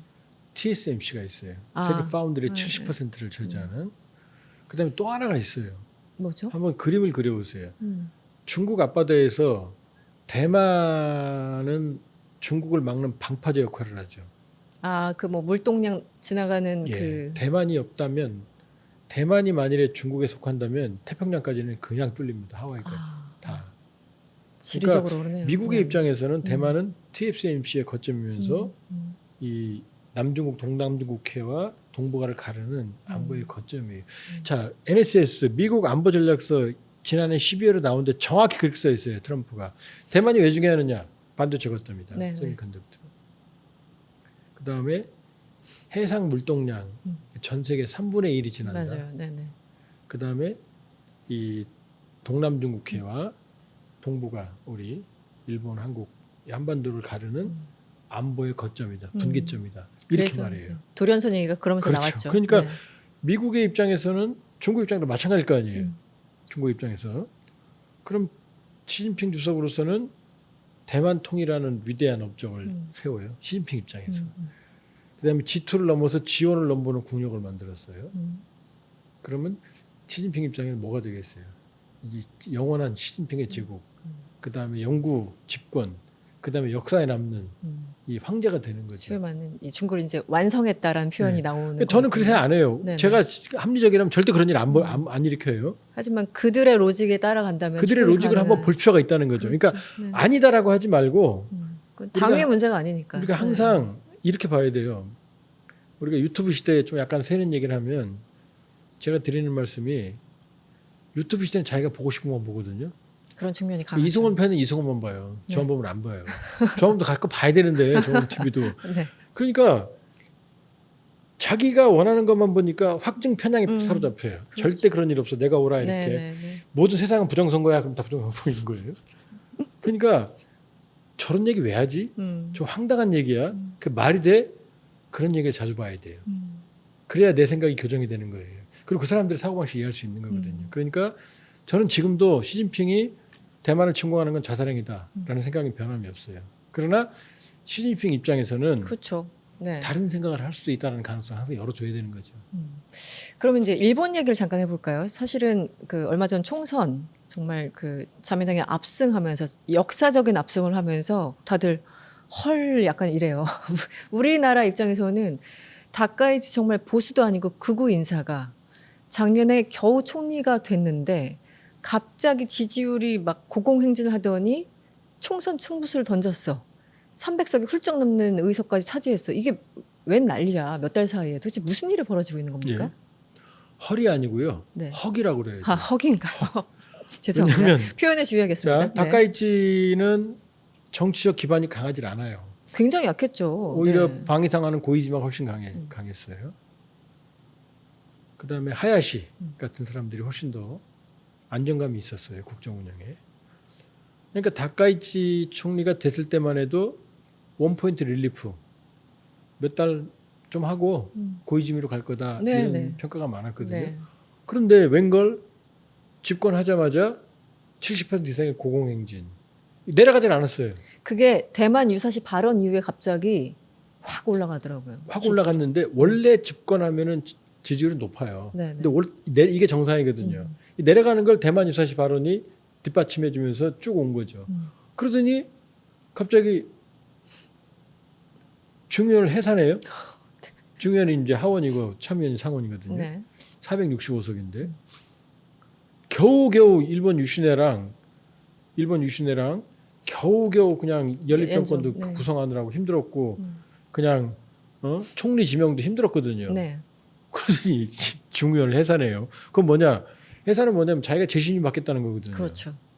그때만 해도 중일 갈등이 있고 해산하고 저 모험 아니야? 그런데 지지율이 왜 이렇게 높지? 네. 내각 지지율이. 그런데 이게 다카이치 지금 자민당 홀로 465석에 3분의 1을 넘었거든요. 네, 홀로. 태평양 전쟁 이후 처음이에요. 그러니까. 아베도 이걸 못했어요. 65석에서 300석 넘나 항상 이겼지만 그러니까 다카이치는 전에 없던 미라클 기적을 창조하고 있는 거예요. 네, 그러니까 이해가 안 간다는 거예요. 예. 겨우 불과 몇 개월 전에 겨우 총리가 되니만이 총리가 돼도 마치 영국의 리즈 총리처럼 뭐 몇 개월 만에 이제 집으로 갈 것이다 이런 예측들이 나왔는데 이게 너무 롤러코스터인 거예요. 그래서 저는 중국 그 대만 유사시 발언을 어떤 이렇게 포석으로 깔고 그렇게 자극을 한 게 아닌가. 왜냐면 이제 민족주의 정서라는 게 굉장히 강하잖아요, 일본도. 실제 젊은 2030층에서 다카이치 지지율이 압도적이라고 하는데 중국을 때린 이유가 이런 포석이었을까요? 어떻게 보세요? 그러니까 그 사이에 네. 다카이치가 중국과 대립했던 일이 있었고 네. 경제적인 지표 낮은 게 없어요. 성과가 없다고요. 없죠. 그 외에 그 국회의원 수 줄이는 거 약속했던 거 아무 성과가 없어요. 네. 오로지 다카이치 개인이 가지고 있는 개인기인데 네. 이걸 뒷받침해 줄 만한 연료는 없었다는 얘기예요. 중국 발언 외에는. 그럼 중국 발언을 다카이치가 왜 했고 발언을 왜 철회 안 했느냐. 지금부터 저는 그 몇 달 만에 다카이치가 전후 최고의 기적을 창조한 배경은 보면 저는 오히려 일본이 불안하다. 아, 역으로. 예, 왜냐하면 네. 지금 경제가 좋은 것도 아니고 다카이치가 무슨 성과를 낸 것도 아니고 그렇죠. 그럼 몇 달 만에 그냥 다카이치라는 신드롬이 만들어진 건데 그건 뿌리가 없는 거거든요. 왜 이런 일이 벌어지냐. 첫 번째 중국 발언의 배경이죠. 중국은 우리가 지난번 시간에 말했지만 일본은 1985년 플라자 합의 그리고 미국이 일본을 때릴 만큼 경제가 강성했고 네. 95년에는 미국 지지율이 70%를 넘었습니다. 그게 정점이에요. 잃어버린 10년, 20년, 30년, 40년으로 가는 깊고 깊은 우울감이 있어요. 네, 네. 지금도 경제가 기적적으로 성장하기는 쉽지가 않은 상황이에요. 그러니까 이런 G2에서 G5까지 떨어지는 추락, 이로 인한 이 국민적 상실감, 네. 그 다음에 일본의 고령화, 심각하죠. 저성장, 무기력감, 그 다음에 우리가 일본이라고 생각해 보세요. 한국 옛날에 우리가 지배했고 그렇게 저렇게 못 살았는데 이제 한국을 부러워하잖아요. 지금 너무 잘 나가. 너무 잘 나가요. 네. 일본 문화까지 캐대언까지 이번에 그래미상 같은 데서 다 밀렸어요. 그렇죠. 밀렸어요. 그렇게 보면 일본이 가진 깊고 깊은 좌절감, 네. 무기력감 이게 제일 큰 거죠. 이게 제일 큰 거죠. 근데 여기에 다카이치라는 일본 최초의 여성 총리가 일본의 여성 문화와는 조금 차이가 있게 아주 당당하게 자신감 있게 자기 얘기를 하고 그다음에 일본에게 2010년 센카쿠 또 다오다이 네네. 분쟁 이후에 중국이 최대의 안보 불안이거든요. 근데 여기에 대해서 맞서요. 그다음에 일본의 극우적 민족주의적 성향, 네. 군사 대국화, 보통 국가와 이걸 주장을 해요. 그다음에 경제 성장을 약속을 해요. 적극적인 재정으로. 네. 그러니까 지금까지는 일본의 깊고 깊은 이런 상실감에 일종의 미국판 마가라고 보시면 되는 거죠. 그렇게 일본판, 보시는군요. 일본판 마가. 그러니까 마가 현상으로 지금 짧은 시간에 그런 무기력감이 확 쏠린 거죠. 일본 가면은 변화에 둔감하잖아요. 전반적으로 굉장히 조금 그 슬로우하고 침체돼 있다는 느낌이 있어요. 네. 디지털 시대에 지금 처져 있잖아요. 네. 아직도 카드를 안 쓰나요? 도장 아직도 찍고. 돈 쓰. 네. 아직도 뭐 일본 먹방 영화 보면은 돈 낼 때 보면 동전도 꺼내서 내더라고요. 동전 주머니 이렇게 따로 있어요. 그다음에 종이 신문, 종이책 변화에 둔감하거든요. 그러니까 일본이 가지고 있는 거대한 불안을 해소할 수 있는 하나의 희망의 가능성으로 다카이치를 거기다가 야당의 무기력, 분열. 그러니까 이미 참정당, 일본의 극우정당인 네. 참정당이 돌풍을 일으킬 때부터 다카이치의 가능성이 있었던 거고 네. 그 일본의 무기력감을 네. 일거에 해소할 거라는 기대감이 만들어낸 네. 단기적 현상이죠. 장기적인 모르는 거죠. 그러니까 이게 다카이치 열풍은 한편으로는 일본 정치의 새로운 변화이기도 하면서 한편으로는 위험한 거죠. 일본의 어떻게 보면 극단적인 좀 비정상적인 선택이었다. 극단적으로 가 달라고 지금 얘기를 하는 거죠. 지금. 저는 그래서 박사님이 아까 다카이치 신드롬이라 표현한 게 가장 정확한 것 같아요. 마치 지금 다카이치가 어떤 정치인이라기보다는 연예인처럼 비춰지는 경우도 굉장히 많거든요. 그리고 스스로 뭐 이렇게 소셜미디어 활용법도 굉장히 높다고 하기도 하고. 그래서 신드롬은 사실 오래 가진 않잖아요. 하나의 어떤 현상이 있고 징후일 뿐이니까. 근데 기본적으로 저는 하나 우려하는 게 다카이치가 오래 가든 짧게 가든 이번에 의석을 압도적으로 가져가서 결국 이제 안보 문제나 이런 것들 헌법 개정을 할 것이 아니냐. 소위 말하는 지금 평화헌법을 바꿔서 보통 국가로 가는 것이 아니냐라는 우려가 있거든요. 그 가능성에 대해서는 좀 높게 보시나요? 일단 단독 개헌 3분의 1 넘었어요. 넘었어요. 정말로 저는 이 분석은 앞으로 계속 오래 할 거예요. 일본 학자들이 이 현상은. 그다음에 참정당도 있고 네. 범 개헌파를 치면은 거의 뭐 4분의 3을 넘었다고 보시면 돼요. 일본 야당은 거의 존재감까지 사라졌어요 지금. 그럼 되느냐? 아니거든요. 참의원도 3분의 2가 돼야 되거든요. 양쪽 다 3분의 예. 2씩. 근데 네. 참의원은 비슷비슷하거든요. 그러니까 그 벽을 넘기는 어려울 거다. 그러나 다카이치는 이제 자기가 하고 싶은 동력을 그게 내각제거든요. 네. 내각 해서 이 중의원 해산하고 지지를 받으면 이제 몰아 세울 수 있거든요. 모든 동력을 국가가. 만들었어. 그럼요. 동력을 갈 수 있고 그러면은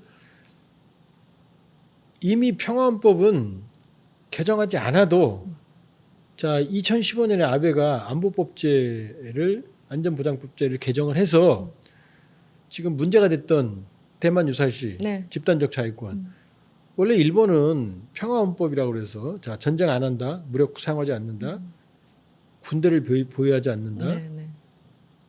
그 다음에 교정권을 허락하지 않는다 이게 3대거든요. 이걸 다 오해했어요. 집단적 자위권은 뭐냐 내가 아닌 집단적 자위권 내 친구 동맹인 미군이 싸우는데 나도 낀다. 그래서 지금 중국이 선을 넘었다고 판단하는 네, 거고. 그다음 두 번째는 전수방어. 우리는 공격 무기는 안 갖는다. 그런데 적 기지 공격 능력. 네, 네. 그다음에 도서 탈환이라는 걸로 해병대, 육전대, 해상 육전대도 만들고 중국 이런 데는 다 육전대라고 그래요. 일본. 그다음에 적 기지 공격 능력. 네. 적이 공격하면 내가 막아야 되는데 그 기지도 공격해야 되는 거 아니야? 라고 공격 능력을 이미 다 오해했어요. 사실상 선제 공격인데 우리는 방어하는 거야라고 오해했어요. 주장을 하고 그리고 있죠. 네. 지금 일본은 이즈모급이라고 하는 자기들은 대형 수송함이라고 그랬다가 오우스미급 더 큰 네. 거 만들어서 대형 헬기 수송함이라고 말하거든요. 근데 이걸 다 내열 코팅 처리해갖고 F-35 스텔스기, F-30B형을 네. 실을 수 있는 항공모함으로 개조했어요. 아. 이즈모급이 올해 취역하고 네. 가가급이 내년에 취역을 해요. 항공모함이 두 척이 취역을 하면 F-35라는 가공할 만한 스텔스기를 24대를 운영할 수 있는 항공모함이 이미 생기는 거예요. 여기 세계 최고의 디젤 잠수함 전력도 있고. 그러니까 이미 일본은 우경화, 보통국가와 전쟁을 할 수 있는 국가로 전환하고 있었고, 이제 다카이치는 본격적인 자기의 행보를 가겠죠. 우리가 우려할 건 일단은 평화헌법 개정이나 안보법 이런 얘기는 안 해요. 왜냐면 눈치가 있으니까. 네. 적극 재정 이 얘기를 하거든요. 그런데 전 적극 재정의 결과에 대해서는 저는 반신반의예요. 왜냐 지금도 정부 부채가 부채가. 250%거든요. 물론 일본 정부 부채가 많다고 나쁜 것만은 아니에요. 네, 잘 무조건 나쁜 쓰면 건 아니죠. 네. 갚을 능력만 있으면. 그러나 250%는 너무나 많다. 이 상황에서 또 푼다? 엔저 효과 보기도 어려운 상황에서. 그렇다면 자 경제는 그렇다 치고 아마 이제 최대의 국방비를 편성을 했기 때문에 적극적인 군사 대국화, 사실상의 보통 국가, 전쟁을 할 국가로 전환을 할 거다. 네. 이렇게 볼 수 있죠. 네. 근데 문제는 그러니까 문제다 이렇게 생각하면 안 되고 올 게 온 거예요. 일본이 전쟁을 할 수 있는 국가로 전환하는 건 우리가 막을 수 있다고 막는 것도 아니고 네. 이 글로벌 안보의 불확실성 시대에는 일본으로서는 어쩔 수 없는 선택일 거예요. 그들 일본을 지지하는 게 로직으로는. 아니라. 네네. 예. 그러니까 우리 이제 거기에 맞는 우리의 길을 가야 되는 거죠. 자, 보수 우경화가 여기서 끝나겠어요? 독도 문제, 그렇죠. 과거사 문제, 사도 광산부터 시작해서 지금 일본은 가능하면 다카이치 총리는 중일 충돌하는데 우리하고는 전선을 넓힐 생각은 없어요. 근데 이미 한번 넓혔잖아요. 독도 우리 거야, 지들이. 네네. 그다음에 나중엔 바꿨지만 블랙힐스 독도 상공 비행 이후로 급유도 안 해줘. 아, 급이 거부했었죠. 네. 네. 또 그저 나중에 또 해줬어요. 또 일본식 실용주의로. 그러나 이런 보수 우경화가 커지면 분명히 그 칼날은 우리한테 독이 돼 있다. 우리한테 충돌하게 돼 있다. 그러니까 우리로서는 네. 다카이치 총리 일본의 보수 우경화는 네. 이건 필연이다. 왜냐 글로벌 보수 우경화거든요. 네. 전 세계가 보수 전 세계적으로. 우경화거든요. 네. 불안함은 보수화예요. 보수화가 나쁜 거 아니에요, 우경화가. 극우와 극자가 나쁜 거지. 네. 우경화는 현실에 안주하고 기존 가치에 안주하고 자민족 중심주의, 그다음에 배려보다는 우리라는 것들이거든요. 근데 이게 극우로 갈 수 있고 이미 참정당, 네. 일본 참정당이 그 낌새를 보이고 있기 때문에 우리로서는 다양한 가능성에 대비해야 된다. 일본의 본심, 일본 말로 혼내라고 그러죠. 혼내. 그걸 뚫어봐야 되는 거죠. 그래서 여기서 다시 좀 제가 질문을 드리면 그 질문을 드리려고 했었던 거예요. 지금 중국과 일본이 각각의 이유로 물러설 수 없는 대치 국면이 이어지고 있고 실제 뭐 중국 같은 건 이제 히토류 수출 금지까지 하면서 정말 끝까지 가겠다 뭐 이런 것 같은데 이 상황에서 한국은 또 공간을 열어야 되지 않겠습니까? 뭐 주변국이 좋으면 좋은 대로 안 좋으면 안 좋은 대로 우리는 우리 국익 중심으로 가야 되는데 관련해서 질문을 받았을 때 이재명 대통령이 지난 1월 기자회견에서 다툴 때 옆에 끼어들면 양쪽으로부터 미움을 받을 수 있어. 지금 우리가 할 수 있는 게 꽤 제한적으로 보인다. 이렇게 얘기를 하셨어요. 일단 한국의 그 역할, 뭐 스탠스가 굉장히 중요해 보이는데 우리는 어떻게 해야 될까요? 우리가 힘이 없을 땐 센 놈을 쳐다봐야 됩니다. 그렇죠. 이놈 봤다, 이놈 봤다. 근데 우리가 힘이 있으면 우리가 눈치 안 봐도 돼요. 중심을 잡고. 네, 그러니까 내가 매력이 없는데 내가 매력 있죠, 매력 있죠 이래봐야 아무 소용 없어요. 지금 내가 매력이 있어야 됩니다. 남들이 나한테 와야 돼요. 내가 매력이 있어요 지금. 자, 중국 입장에서는 한국이라는 파트너를 놓치는 건 너무나 상처가 크고, 네. 일본 입장에서는 한국이라는 파트너와 척지는 건 또 너무나 상처가 커요. 미국 입장에서 한국을 두들겨 패게 되면은 네. 이거 손실이 너무 커요. 왜 한국이 가진 게 많거든요. 그러니까 우리가 줄을 타는 게 아니고 우리가 줄을 만들어야 돼요. 아, 그렇죠. 네. 네. 그게 바로 국익 우선의 전략적 명확성입니다. 그러니까 우리 국익을 보고 가는 거예요. 일본을 볼 거냐 미국을 볼 거냐 아니라 우리 국익에 부합하면 트럼프한테 가서 껴안기도 하는 거고 우리 국익에 부합하면 심핑하고 뽀뽀도 하는 거고. 근데 그 국익이라는 명확성은 흔들리면 안 돼요. 그게 첫 번째 관점이고 네. 두 번째는 오로지 경쟁력이 살 길이다. 지금 보면 요즘은 특히 그렇습니다. 그럼요. 네. 자, 반도체부터. 우리 가진 게 많은 게 자만하면 안 되지만 반도체 AI 시대에는 메모리가 최고입니다. 그다음에 AI 시대에는 전기가 좌우하거든요. 에너지 원전. 예. 그러면 이것도 좋은 건 아닙니다만 원자력이 우리가 강점이에요. 또 전기와 관련된 부대 기술들이 많거든요. 우리가 전기 기술 쪽으로, 네. 전기 부품 쪽으로. 그다음에 중국 배터리 선진국이라고 그러지만 로봇 시대에 중국제 배터리는 경쟁력이 없어요. 자동차에 들어가는 거대한 배터리와 네. 로봇 몸 안에 들어가는 작은 배터리는 차원이 달라요.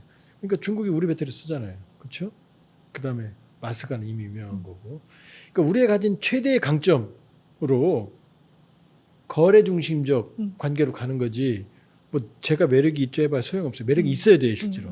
그러니까 우리의 매력을 유지하고 초격차를 유지하는 전략을 가져가야 되는 거고.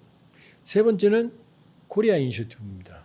그러니까 우리는 우리의 문제를 우리 스스로 해결해야 된다. 네. 그러니까 우리가 주도하는 문제로 가야 되는 거지. 네. 이게 미국이 해결해 준다, 글로벌이 해결해 준다. 아무도 해결해 주지 않아요. 무국화 시대에는. 그렇게 볼 수가 있고 지금 다카이치의 전략은 뭐냐면 미국 전략에 편승하는 거예요. 네. 중국과 정면 충돌하겠다는 미국의 전략을 다카이치가 읽고 있는 거거든요. 그러니까 트럼프 대통령은 중국을 잡겠다는 생각이 변함은 없어요. 그러나 중국과 정면 충돌하는 건 적어도 중간 선거까지는 득실이 없기 때문에 중국에 대한 직접적인 자극은 피하는데 다카이치는 미국의 전략을 속으로 읽고 있는 거예요. 네. 그러니까 중국과 충돌하는 다카이치한테 트럼프는 잘했다고 말 안 하지만 그렇지만 이번 선거에서 다카이치를 지지해 줬잖아요. 네. 그 미국의 입장이거든요. 그러나 미중 전략 경쟁은 우리의 전선은 아니에요. 중국과 미국이 이 충돌하는 전선에서 다까지는 분명한 전략적 명확성을 띈 거예요. 미국에 쓴 거예요. 왜? 중일 갈등은 필연이거든요. 역사적으로. 그렇게 본다면 우리는 우리의 전선을 만들어야 되고 우리의 국익을 지향해야 되는 거고 우리의 경쟁력을 활용해야 되는 거고 우리 스스로 우리 문제를 해결할 수 있는 주도를 가져야 된다 이렇게 볼 수가 있어요. 네.